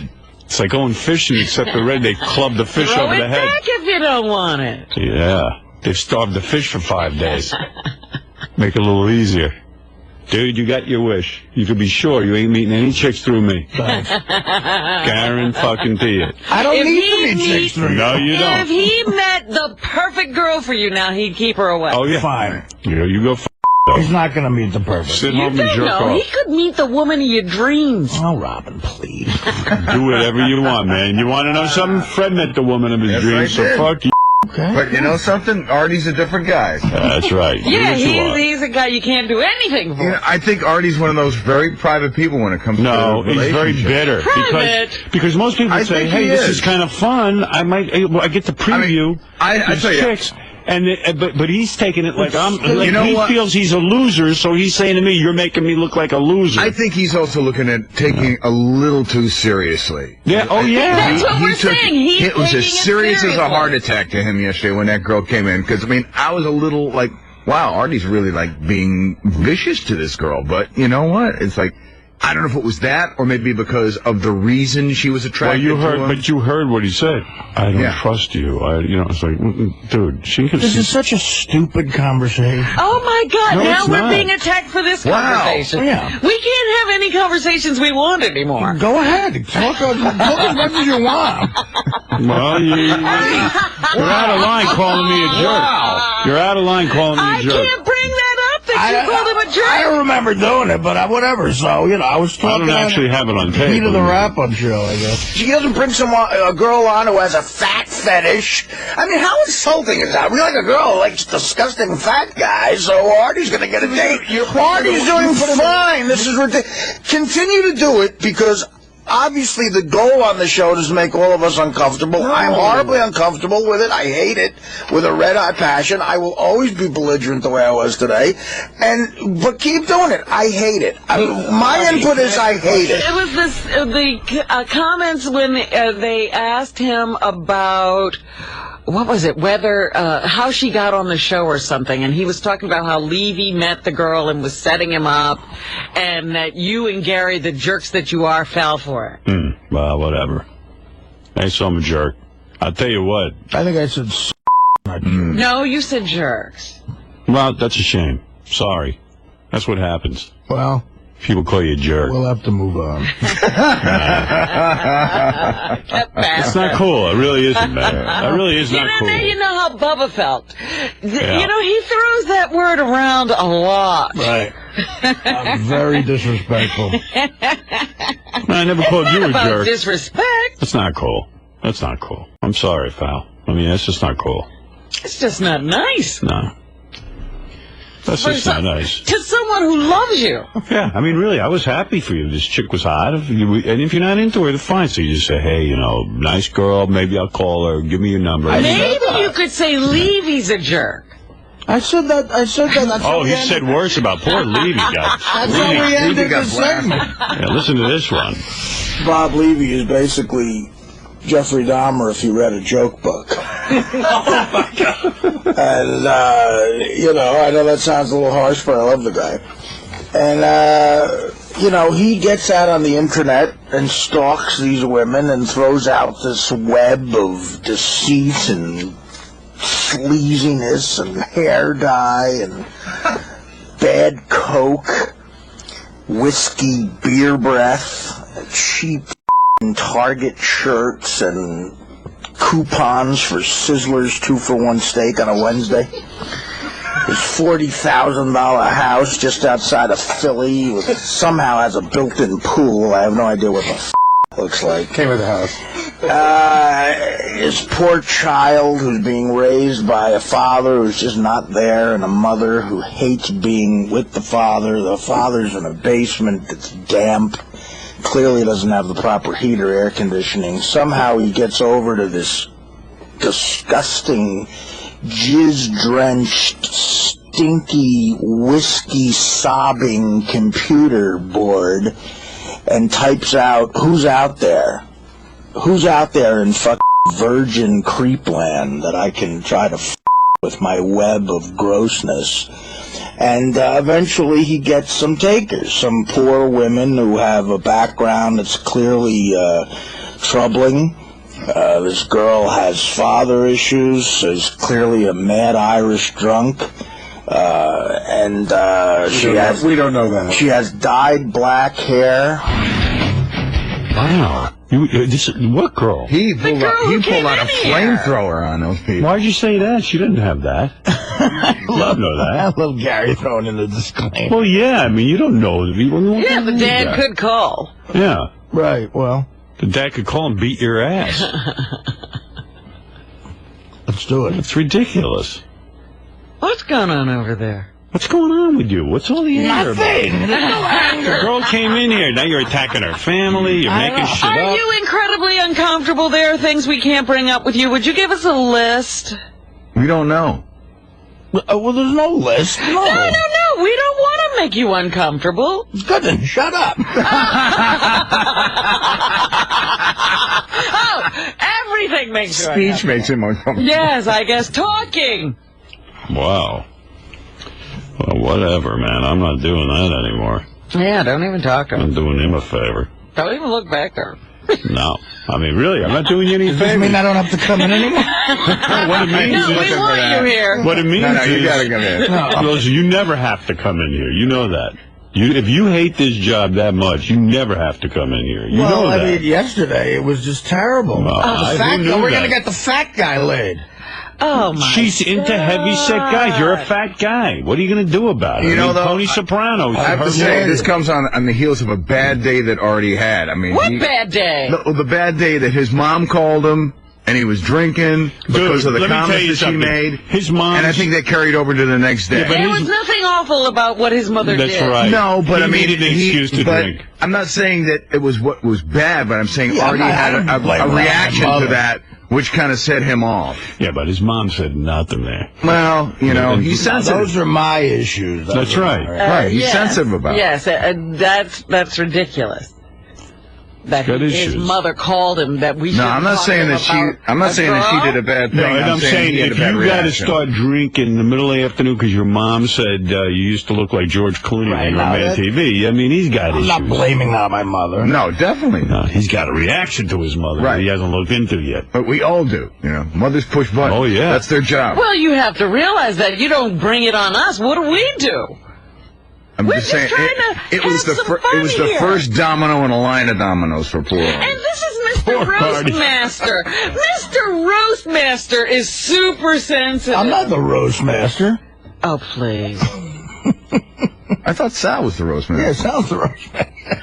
Please. Bob Levy's the roast master. Artie's the No, cleanup I meant he's one of the best guys at roasting people, and spares nothing. I mean, he goes for it. Well, what is that? I don't understand what you're talking about. That's a roast. This is That's what we you're supposed to do. We make people uncomfortable. Honestly, I'm going to go on record as saying this, and you couldn't believe it or not, Artie. I did not do that to make you uncomfortable. And you can think that all you want. Okay, fine. So if you don't like it, fuck it. I ain't going to go out of my way. In fact, quite frankly, who needs to do that for you? Good. Do whatever you want to do. It's not going to affect my life in any way. I don't want my motive as being called a jerk because I was doing it because, you know what, I'd want someone to do it for me. I'm real shy with women, and if a woman writes in and, you know, it's a funny thing. If a troll had come in here, it'd be one thing, Artie. Yeah, but even if a troll came in, so you go, okay, hey, nice girl, whatever. Well, that might have been a setup. Yeah, that would have been funny. The girl who wrote us a letter. She wrote me a letter, and I went, you know what? If some girl wrote a letter to the show, this is my weird thinking. You're giving me the smile like I don't believe a word you're saying, but I swear to God, this is the truth. If a girl wrote me a letter, I used to figure out a way to get her up here and let me look her over. Yeah. Even when I was married, just to see what I could get. Absolutely. And that's my feeling. And like my friends, you know, like I met Angie through a friend of mine. Mm-hmm. And like, you know, that happens in real life occasionally. Yeah, how many times do you get hooked up? With anybody decent. So, right. I mean, I don't know if these girls are going to be decent, but the girl says she looks like Lindsay Lohan. I go, hey, maybe Artie wants to meet her, and what the hell? I mean, it might be fun on the air. Slam dunk. But if the guy's going to think I'm a jerk for doing it, fuck it. I'm not doing it. Forget it. It's over. Well, so we won't have that kind of fun anymore. No, and believe me, on a scale of 1 to 10, that ain't that much fun for me. Watch Artie gets hooked up with a hot chick. Right, and for you to take the time to tell some guy that a girl is interested in somebody other than you, that's, you know, quite frankly, that's major for you. I'd rather march chicks in here interested in me. That's right, that's what I'm saying. That Artie should realize that. I do it all the time. I beg the interns to come in here and tell me they love me. I got my own pathetic thing going. But, is this what it's about? Because I got voted most popular. No, it's about the fact that I know that as a man, this is me. I projected this onto you. Right. I like to see what the out there that wants a That's it. Well, it also came up on the wrap-up show. She has a boyfriend. Well, I heard that too. I heard that too, and I got a letter from the guy. I didn't know it. I got a letter from him yesterday, an email, and it turns out it's the same way Artie kind of has a girlfriend now. Oh, it's not that solid. Yeah, I mean, it's way more committed than anything I got going. What, are they living together? Well, the guy said, look, I would clearly be upset if she slept with somebody. Well, you don't think that girl who's sleeping with you would be upset? Of course she would. She's upset I'm sleeping with her. I don't want to spend all morning on this. I'm just saying. Really? No, I don't care. And it's not going to happen anymore. I guarantee it. Well, I'm very upset because I wanted to see the girl. You'll get over it. When you're in Burgundy, about you'll get Artie. Julia Roberts will write me a letter. I ain't giving it to Artie. Rip up any email. I don't want Julia Roberts. She's lost her look. Jessica Alba. You know, it's funny. She's not hot enough for Artie. Jessica Alba calls, I'll do it. No, you won't, because you won't know about it. She's not gonna get. You're not gonna get the letter. You know what? You're never gonna know. I'll take the chance that ain't gonna happen. Okay. Oh, Jessica, write us today. Write us today. Hey, Gary, I don't want Artie getting any emails from any girls. Good. From this show. That's the greatest thing I've ever heard. You're on. This is replayed all day, Artie. All right. That's it. You're done. Girls, stop writing. Artie does not want to meet you. Yes. Doesn't even matter. He ain't going to meet you. I'm going to make sure of it. You know, I always feel so guilty. I'll have to meet women off the air. When I get good luck. When I get these emails from these broads, even sometimes I get emails from people like who want to give people work and this and that. I feel I should give everybody every opportunity. I'm like that. I get paranoid if I don't. That you might be... Every dumb little request. Right. And it's like, I go, blocking face. Like, this chick might be hot, and if I you up on this and don't help out, I'm an asshole. That's when I'm an asshole. That's when I'm being greedy. No, if you get a girl on the air who likes fat guys, I'll insult this guy who I say is my friend on the air and go, can you believe this hot chick likes fat guys? I'll do my bro, the gayest thing ever, bro. Fuck says that. And I do, douchebag. Yeah, I know. Is douchebag better? Yeah, and you want to know something? I thought you were a bro. Honestly. I don't want to be a bro. I don't even know what the it means. You know exactly what it means. A dear friend. And you know what? He can't. You're not my bro. Good. He'll keep Fred as a bro. It's better like so that. there. Oh, man. I mean it. I mean, really. Bro is insulting. Bro, hey, you know what? I'll tell you what, man. In my day, because I grew up in the 60s, when you called somebody a bro and you it meant something to people. Well, it's 2007. Well, okay. Bro. Like, you know what's happening in 2007 with AC/DC. Yeah. Bruce Springsteen. You're still living back Can we get it up to the 80s? I'm in the 80s still. He's in the 60s. It's still 20 years ahead. I happen to use that term a lot, and you know what? Well, I use it with my friend Dr. Lou, and I use it for my friend Pat, and my friend Pat calls me a bro. So let me tell you something. Here's what you're not I'll be sure not to call you a bro, because you're not a bro. And I am admitting the truth here. I did it out of friendship. You're not admitting that that segment was supposed to make me look like a fat guy. I will never admit that. Bullshit. And I would do the same for myself. It's embarrassing for me on the air, and that's what's entertaining about it. You got it 100% wrong if you think that's my motivation in this. What if I strolled in a girl who's into geeky-looking, pelican-fucking odd guy? I cared about you. And she's got a fetish. She's into pelicans. Bring her in. Don't see I look like a pelican. Yeah, you're saying I'm fat. The whole segment is about... You're fat. The whole and I look like segment is a about pelican. this hot chick somehow liking an obese... You're a fucking ass. You're an asshole, and you better psychiatry. You know what? Go take another tab of that shit that keeps you off heroin. You fucking can't I'm keep gonna need yourself it today. off. You're fucking baby. What was the last time Artie got something so wrong? I'm trying to remember the subject. Oh, it happens every day. You're out of your mind. I mean it. You owe me a big fat apology. Pelican. Like me? Yeah. Like a fat apology, like I'm fat? You owe me a big fat apology. You from point a big out fat my man. physical You're flaws full every of day. shit. Come on, you're full of shit. The point of that segment was Artie's fat. No, I'm a fat because I called you a bro. Well, you know what, man? You're off the bro list. Good. There's lots Who of people wants to be on the bro list? You're not on it. I don't want to be on it. You're not on it. I don't care if I'm You're on off. it or not. Believe me. I don't care if I'm on anybody's bro and list. since bro is such a weird term to you because you've never heard it before. I've heard it before. Maybe it's because you got no bros. You're right. I have no There's bros. a lot of guys I know who I think of like a friends. brother. And one of them's Pat 𝗏, and the other one of them, who I refer to as bro, is my friend Dr. Lou. Well, I'm sure you're very good friends with him. Would you stroll in? And I don't call Sal, Dr. bro. Lou, I don't know what Dr. Lou looks like, but if he had some odd thing about his look, would you stroll into somebody here and go... A girl wrote me a letter, said, I'm attracted to Artie. I'm attracted to heavy-set men. That's what she said. Right, so you turned it into fat. You turned it into fat. No, you said did. fat disgusting. I'll play your words on the wrap-up show. The name of the segment was it's a chick who's into fat. You know what? I can tell you right You're now. fat, Artie. I'll print out what we wrote yesterday, and that's not what's written on the page. I can't. You're clearly on the bro list, and I can't trust anybody. Artie can say that. Artie goes, and you call fuck you, man. Howard, Artie can say you really. call me That's insulting. You're questioning my motives. I mean, come on. Will you be honest with yourself I'm being right now? 100% honest. Your goal was just to do me a favor and get me laid. No, my goal was, it was interesting to see if Artie would be attracted to this girl. It's interesting to see a hot chick into a fat guy. No. That's what's interesting. What, every girl who came in... Listen, I hooked Fred up. Was he a fat guy? No, but that's a totally different story. That was a dial-a-date. I don't know what Fred's situation was. I don't know if he wanted that Every to girl happen. who marched in here was into fat guys. No, the girls were into Artie. And I brought him in as a brotherly thing. Fred, did you ask for a dial-a-date or was You know it just what? sort It of was, given to- oddly enough, ironically enough, fat girl dial-a-date didn't show up that morning. And we I volunteered to go on dial-a-date to save the segment. And it totally was an accident that anything you happened. might think that I did it because your self-esteem is so but I did it because I would do it for anybody who was a major player on the show. If they wrote a letter to Robin,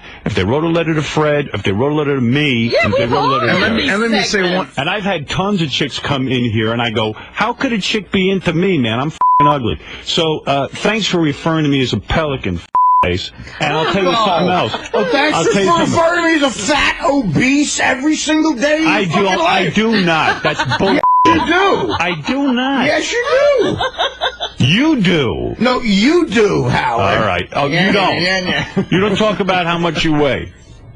You don't talk about your looks? I do. Yeah, right, okay. So now you have to attack me because I set you up with a chick. Who's attacking you? You're attacking me. You attacked me. You called me a jerk for doing that for you. So I'm just saying, I'm not going to be a jerk anymore. I'm not going to do anything for you. Fine. Do whatever the f*** you got to do. Good. Artie's got to do what Artie's got to do. Even I didn't say that. And, you know, sorry I called you a bro because I felt close to you.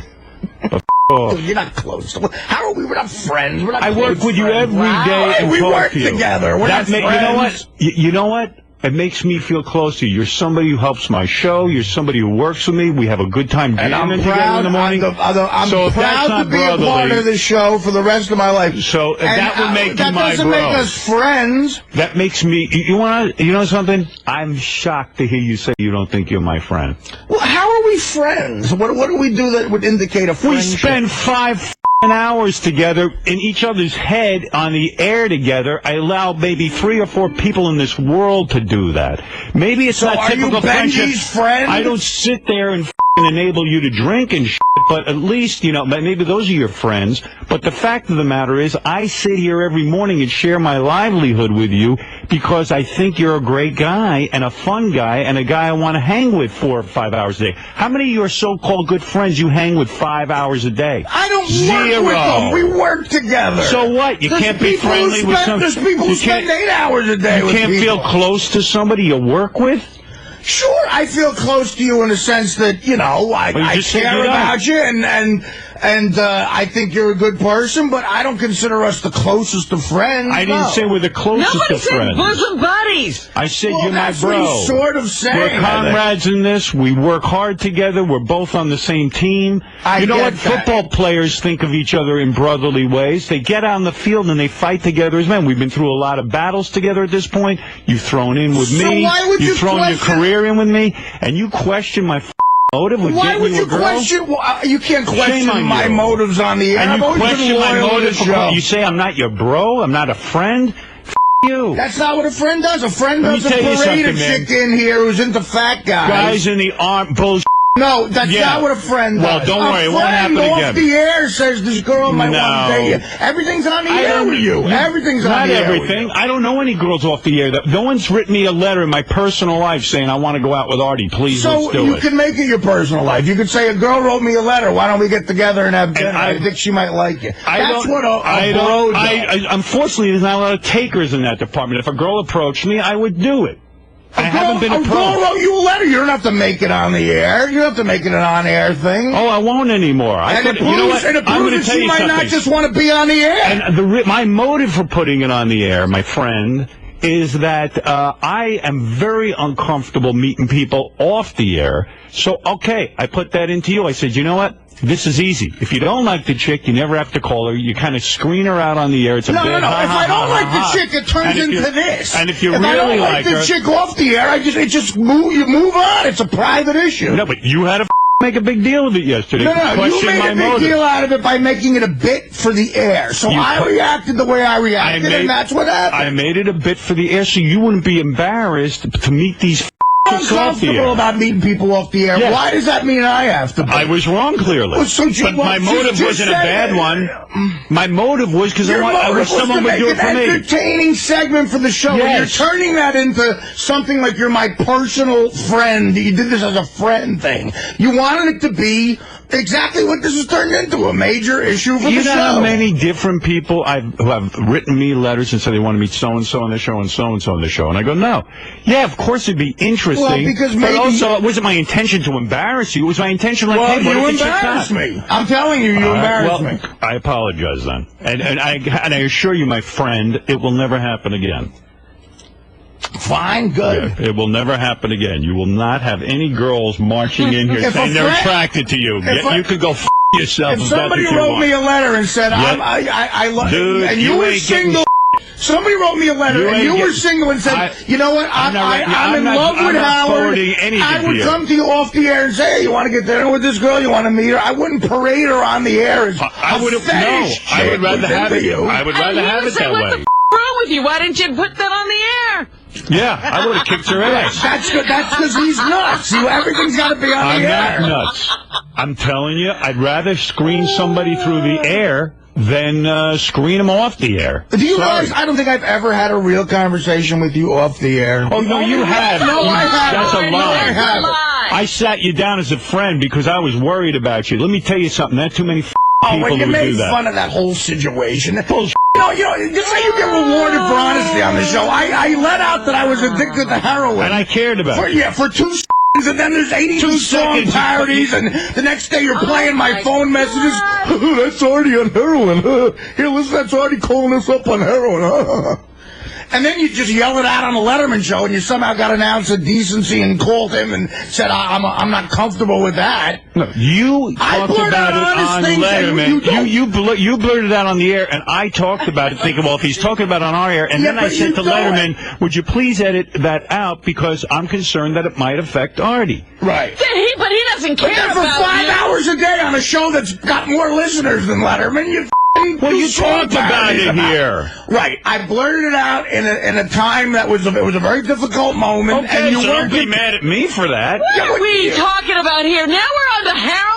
We were talking about the girl. He's attacking me for everything. He's got a everything. lot of issues now with you. I know. But I'm talking about our on-air and off-air relationship, because you brought that up. The friendship. I didn't bring it up. You said I'm not your friend, so fine. I'm not your friend. Who cares? Well, I thought I was. to have a conversation about something that doesn't exist. If you came to me with any request or anything, I would make it happen. And the fact of the matter is, you as well. The fact of the matter is, I do consider you a friend, and I've invited you to my home several times. You told me you can't come.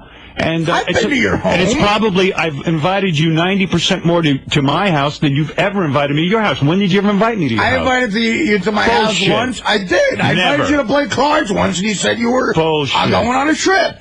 Oh, well, I was away. Right. But I invited you to my home. I just sit home and go, I don't want to go to Howard's? I don't know, man. I'm just telling you, man. I don't invite people who aren't my friends to my home. When you were going through your with Dana, I said, do you come out and hang out with me and Jimmy? And you felt funny about it? I said, come on out. Let's have some fun. No, I'm not a friend, Artie. You're a asshole. You got major issues. And that real conversation I had with you, you should go see that psychiatrist, 𝗦𝗵cie𝘄𝗿𝗍. It's getting to you. What's getting to me? Nothing's getting to me.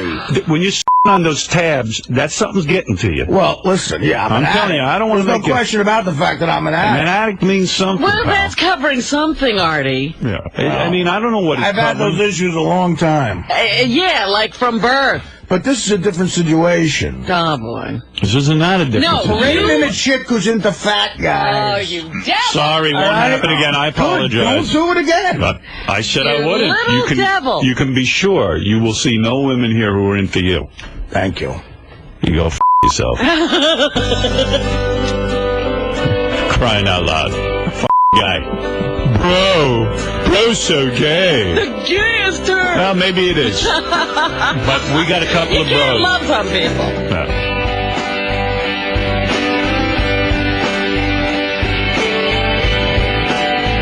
You. Fuck friend. Fuck you. Fuck you. Fuck you. And your f***ing girls and everything else and heroin and all your bullshit. Play. Yeah. And gee, no real conversation. Nobody's ever real been easy. uncomfortable on this show but Artie. That's not fair. Yeah, hey. I said, go ahead and keep bringing Brooke. I'll continue to be uncomfortable. I'm quiet over there. I don't make the rules here. I'm talking to Howard. I'm not talking to you. Go right ahead. Pretend you can't hear me. And it's true. I wish I could. My number one priority is always good radio. I know that. And I think I've given you a lot of that over the years with my fucked up body. More good radio than anybody. And I love you for it, but I'm sorry I said I'm not I love even you. referring to being talented. I'm referring to being a So when I say I love you for that, is that gay or am I a bad man? I You're almost not my died bro? of alcohol poisoning on the show. Oh, whatever. Who f***ing forced you to drink? Oh, I'm kidding. I said that as a joke. Sure.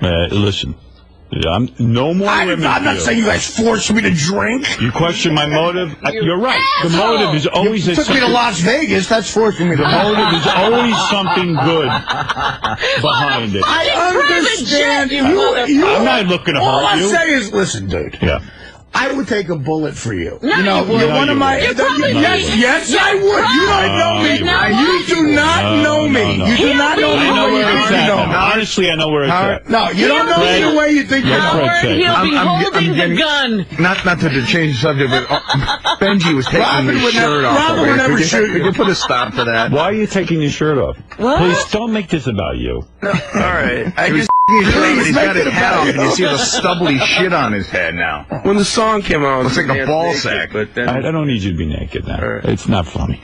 You're never funny with that. This is the breakup of a beautiful relationship. Yeah, I mean, I had a perception of Artie. I mean, Artie's pouring his heart out, and this idiot is taking his clothes off. I'm trying to be, what I said came out the wrong way. I'm trying to tell you, you say all the time, the most important thing in your life is this radio show. And it's probably why... my children and Beth are. Okay, I get that. I understand. I know what you mean when you say that. Yes, but it's after true. your children and Beth. Right, this is very important. Okay, I get it. So, and it's probably why the show is what it is. It has become what it is. And it's probably why I was a fan and I always wanted to be here and everything. I'm saying I understand that relationship you have with this show is more important than the relationship you have with me. And that's fine with me. But I'm saying don't pretend That's not true. Yeah, but yes, it is, Howard. Come on. That's not true. You're important to me because of it. And I don't care about that. As a matter of fact, I envy you for that. I wish I could be that passionate about a profession. Maybe I'd be more successful than I am. Well, why don't you admit you are passionate about this profession instead of hiding behind, oh, I don't give a shit about anything. All I'm saying is if I knew a guy who was, when I was thinner, an incredibly fat guy, and a chick wanted to come on as a fat fetish on this show, before Not I fat did it... fetish, fat fetish about you. About Artie. She's into Artie. No. She's into fat guys. She's into fat guys. No, she wasn't into Ganji. Ganji's a fat guy. Yeah, but Howard... You're Artie. She said she's into fat guys. Listen, I didn't sit and do an analysis of her letter. If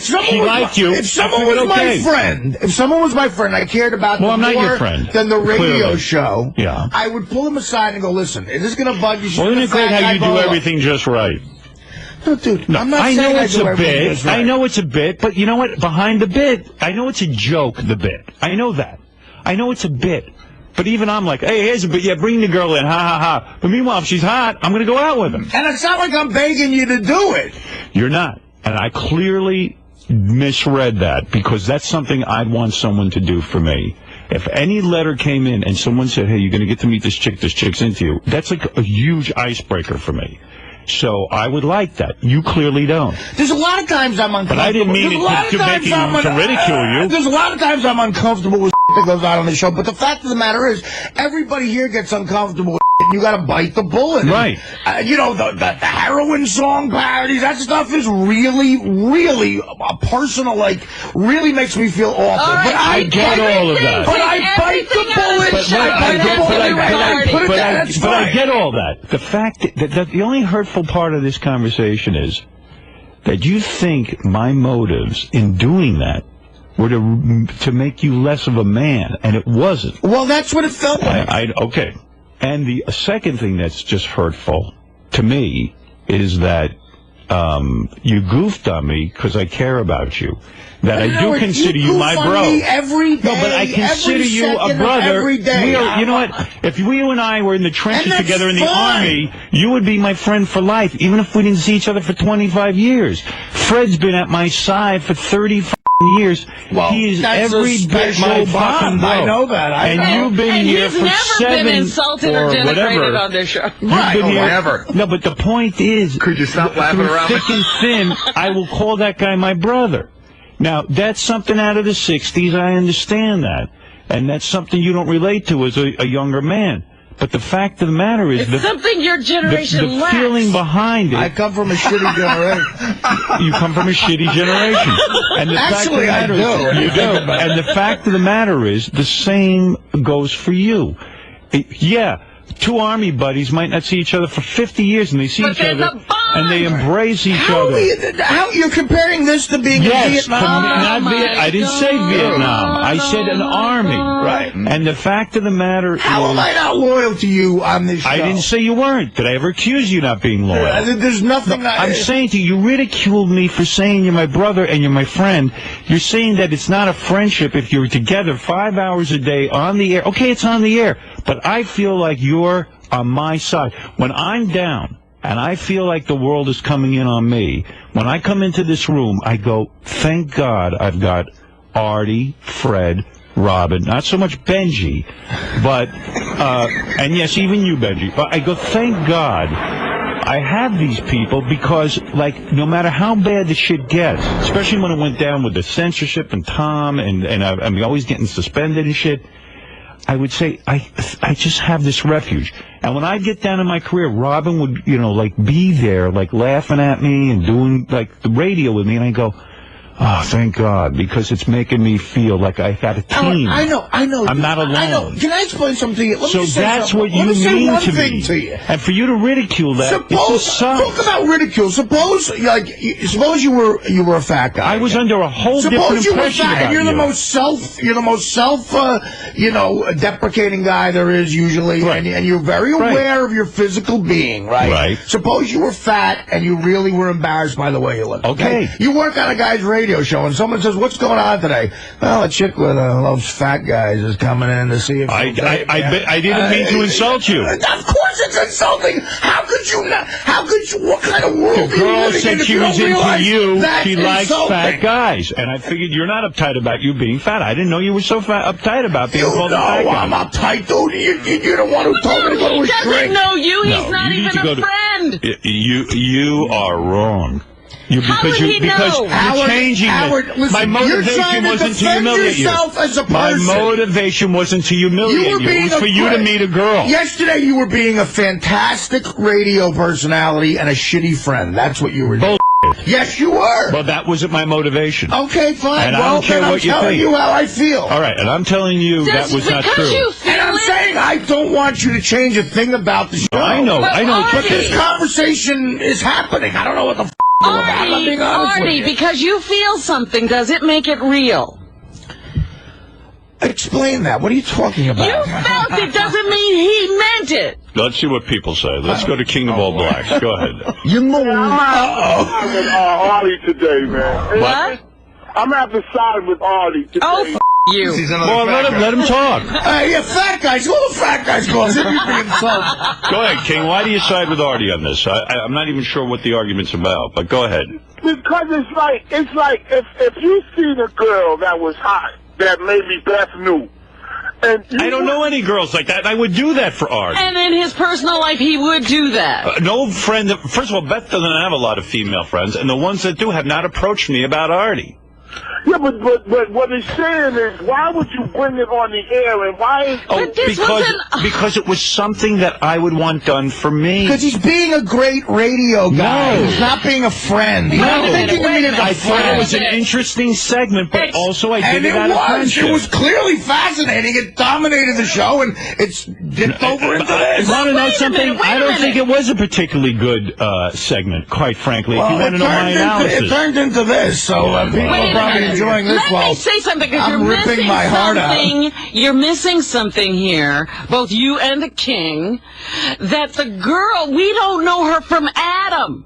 We don't. Right, okay, so what So where are we going to introduce you? In his apartment? A total stranger? You got her to come here and say we'll meet you at the diner. Right, she wanted to be on the radio and meet you. Exactly. Fine, but that's to me, that's an entree to meeting a chick. Yeah, but Robin, you don't know her personally. Fred met his wife on the radio. It ain't such a bad deal. It's a different situation. No, it's not. It's the exact same thing. No, it isn't. It's a dial a date. Fred was a willing participant. She didn't know him any better than that girl knew you. It was a dial-a date. It was a willing participant. I get that you're blindsided by it. He didn't know that day. I think Artie's objecting to the whole framing of the fat thing. All right, but how many times have we introduced him to girls? It's not about being fat. They're attracted to Artie. The dial-a date wasn't. The dial-a date wasn't. Oh, we're gonna get this freak friend laid. On the air for me. Doing this on the air is an excuse to do it. Otherwise, it's creepy for me. I'm talking about my own life. Like, I get creeped out. Like, oh, I'm gonna go meet some chick who wrote me a letter. It's like kind of like a cool way to screen it. It's good radio. And also, it's a total stranger and anybody could be writing. You get a chance to preview her in a public forum where it's not dangerous or... Exactly. That's all I meant by it. That's all I meant by it. I'm confided with you, and you just bring shit up on the air. This stuff I don't tell you now because I know you now, and I know your move. You bring stuff on the air. I've never brought up anything you said don't bring up. Yes, you did. Liar. The whore $500 story. The time I told you that... Did you tell him that was in confidence? Of course I told him. I said, I don't want this on the air. I don't remember you ever saying I want this on the air. Then you know what? You got selective memory. All right, then I'm wrong. I apologize. I don't remember that. I said to you, I don't want this on the air, and I told you that story. No. And then you went on the air. I went on the air and said, what? Artie, do you want to tell that story? I gave that up to you. You kept fucking... No, bullshit. I had a choice at that I'd get a tape of that. I want to hear me bringing up something that he told me not to. And then I confided you in something about Dana on the phone, and you just blurted it out. And now I know that. What was that? What was that? Blurt it out again. No. We talked about. He did. Well, he did. What did I say? I remember looking at you like, how did you just say that? What the fuck was the issue? I was talking. There was one thing. He's right. I think this might be it. Go ahead. Of course it wasn't. I'm like, all right, okay. I might have fucked up. Go ahead, yeah. Yeah, but Howard, listen. But the point is, I would never in a million years think about doing that to you, and you do it, and you go, oh, you make it like I do it all the time. Bullshit. That's two examples where I'm scared. Many people here have told me things in confidence. If I tell you something in person that you think would be so incredible for the air, you know you're going to figure out a way to pick it up. No, I would say to you, Artie, can we talk about that on the air? Yeah, you do that on the air. Right. And if you say no, it doesn't go any further. 6 million people hear it, and all of a sudden, right. Why is Artie being a fuck? It's just a ridiculous. Sometimes it seems like in retrospect you could, after the fact. But this last thing, you just didn't even ask me. You just said it. You're right. What was it, though? I don't even know if I want to You know what say it was? Because it was nothing. No, yes, it was something very big to me. Was it? What was it? Yes. I don't want to say it again. You don't remember? Well, I remember it was something very big, and I don't want to say it. If it's so big, what is it? Well, why do I want to say it again? You're doing it right now. I am not. You just remember doing it. You remember doing it. Did you not just say you remember doing it? Yes, I did. But I know you're admitting it. But I know it was nothing. Oh, God. You know it was nothing to him. How do you know he's busting my balls now. No, so you just were judge and jury in your head. Yes. Thought it was nothing to me, and you blurted it out. Okay. No, he didn't. Did you just blurt it out? You didn't even ask him? No, I said to him, can I say this? No, you did not. Oh, you mean I just blurted it out? Yes. All right, well, remember what it is if it's so fucking important. You're admitting you did it. I'm admitting I asked you if I could say it. Oh, my God. But maybe I did. You you want to know something? Honestly, all bullshit aside, I don't even remember if I blurted it out or I asked you first. But if I did, what was the thing that's so fucking bothering you? I don't feel like talking about it. You don't remember it. Tell the truth now that you don't remember. You can't even bring it up in your brain. You won't even bring it up because you don't remember. I told you that I was disappointed in Dana. All right. For not, sticking by you. Exactly. Right. That? That's a revelation? He said it a million times.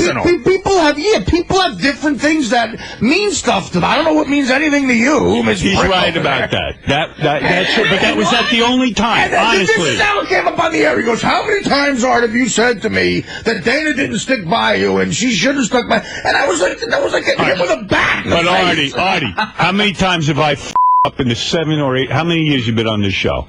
Dude, if it happens once... Did I ever reveal any contents of anything? No, one time it happened. Twice. What's the second time? The $500 hooker thing. Bullshit. I will go to my grave saying you're full of... He asked before that. That's right. I don't even remember him telling me that off the air, honestly. But that's and if he did, I know I would never tell it. 50 people knew that when you were telling me. I was the only one who didn't know. Tim, go ahead. Artie, wah. Oh, okay. Oh, that was and good. Howard, Well timed. did you honestly mention this prior to Artie yesterday? What? Did you mention this prior to the show about this chick coming on about a fat person? And Artie, you did it to yourself. I don't know. I didn't know anything about it. I knew about it. Wasn't a surprise to you. He mentioned it before. Hey, Jason, print out the letter. Print out the letter the chick sent, because Artie. Yeah, I want to hear wants that. to hear it. I guarantee it's I guarantee it's a letter you read and you go, "Wow, this will be good for my friend." No, honestly, I think I read about the first 3 lines and I decided it would be good for my friend. Okay. Well, we'll see what the letter. All right. I read like maybe 2 seconds. Well, first of all, right there, wouldn't you read the rest of it? No, I was just like, the hey, last paragraph. She's like, and at the end, I like to stab fat guys after I fuck them. When did she say that? I'm saying you didn't read the whole letter. It could say anything. It was just she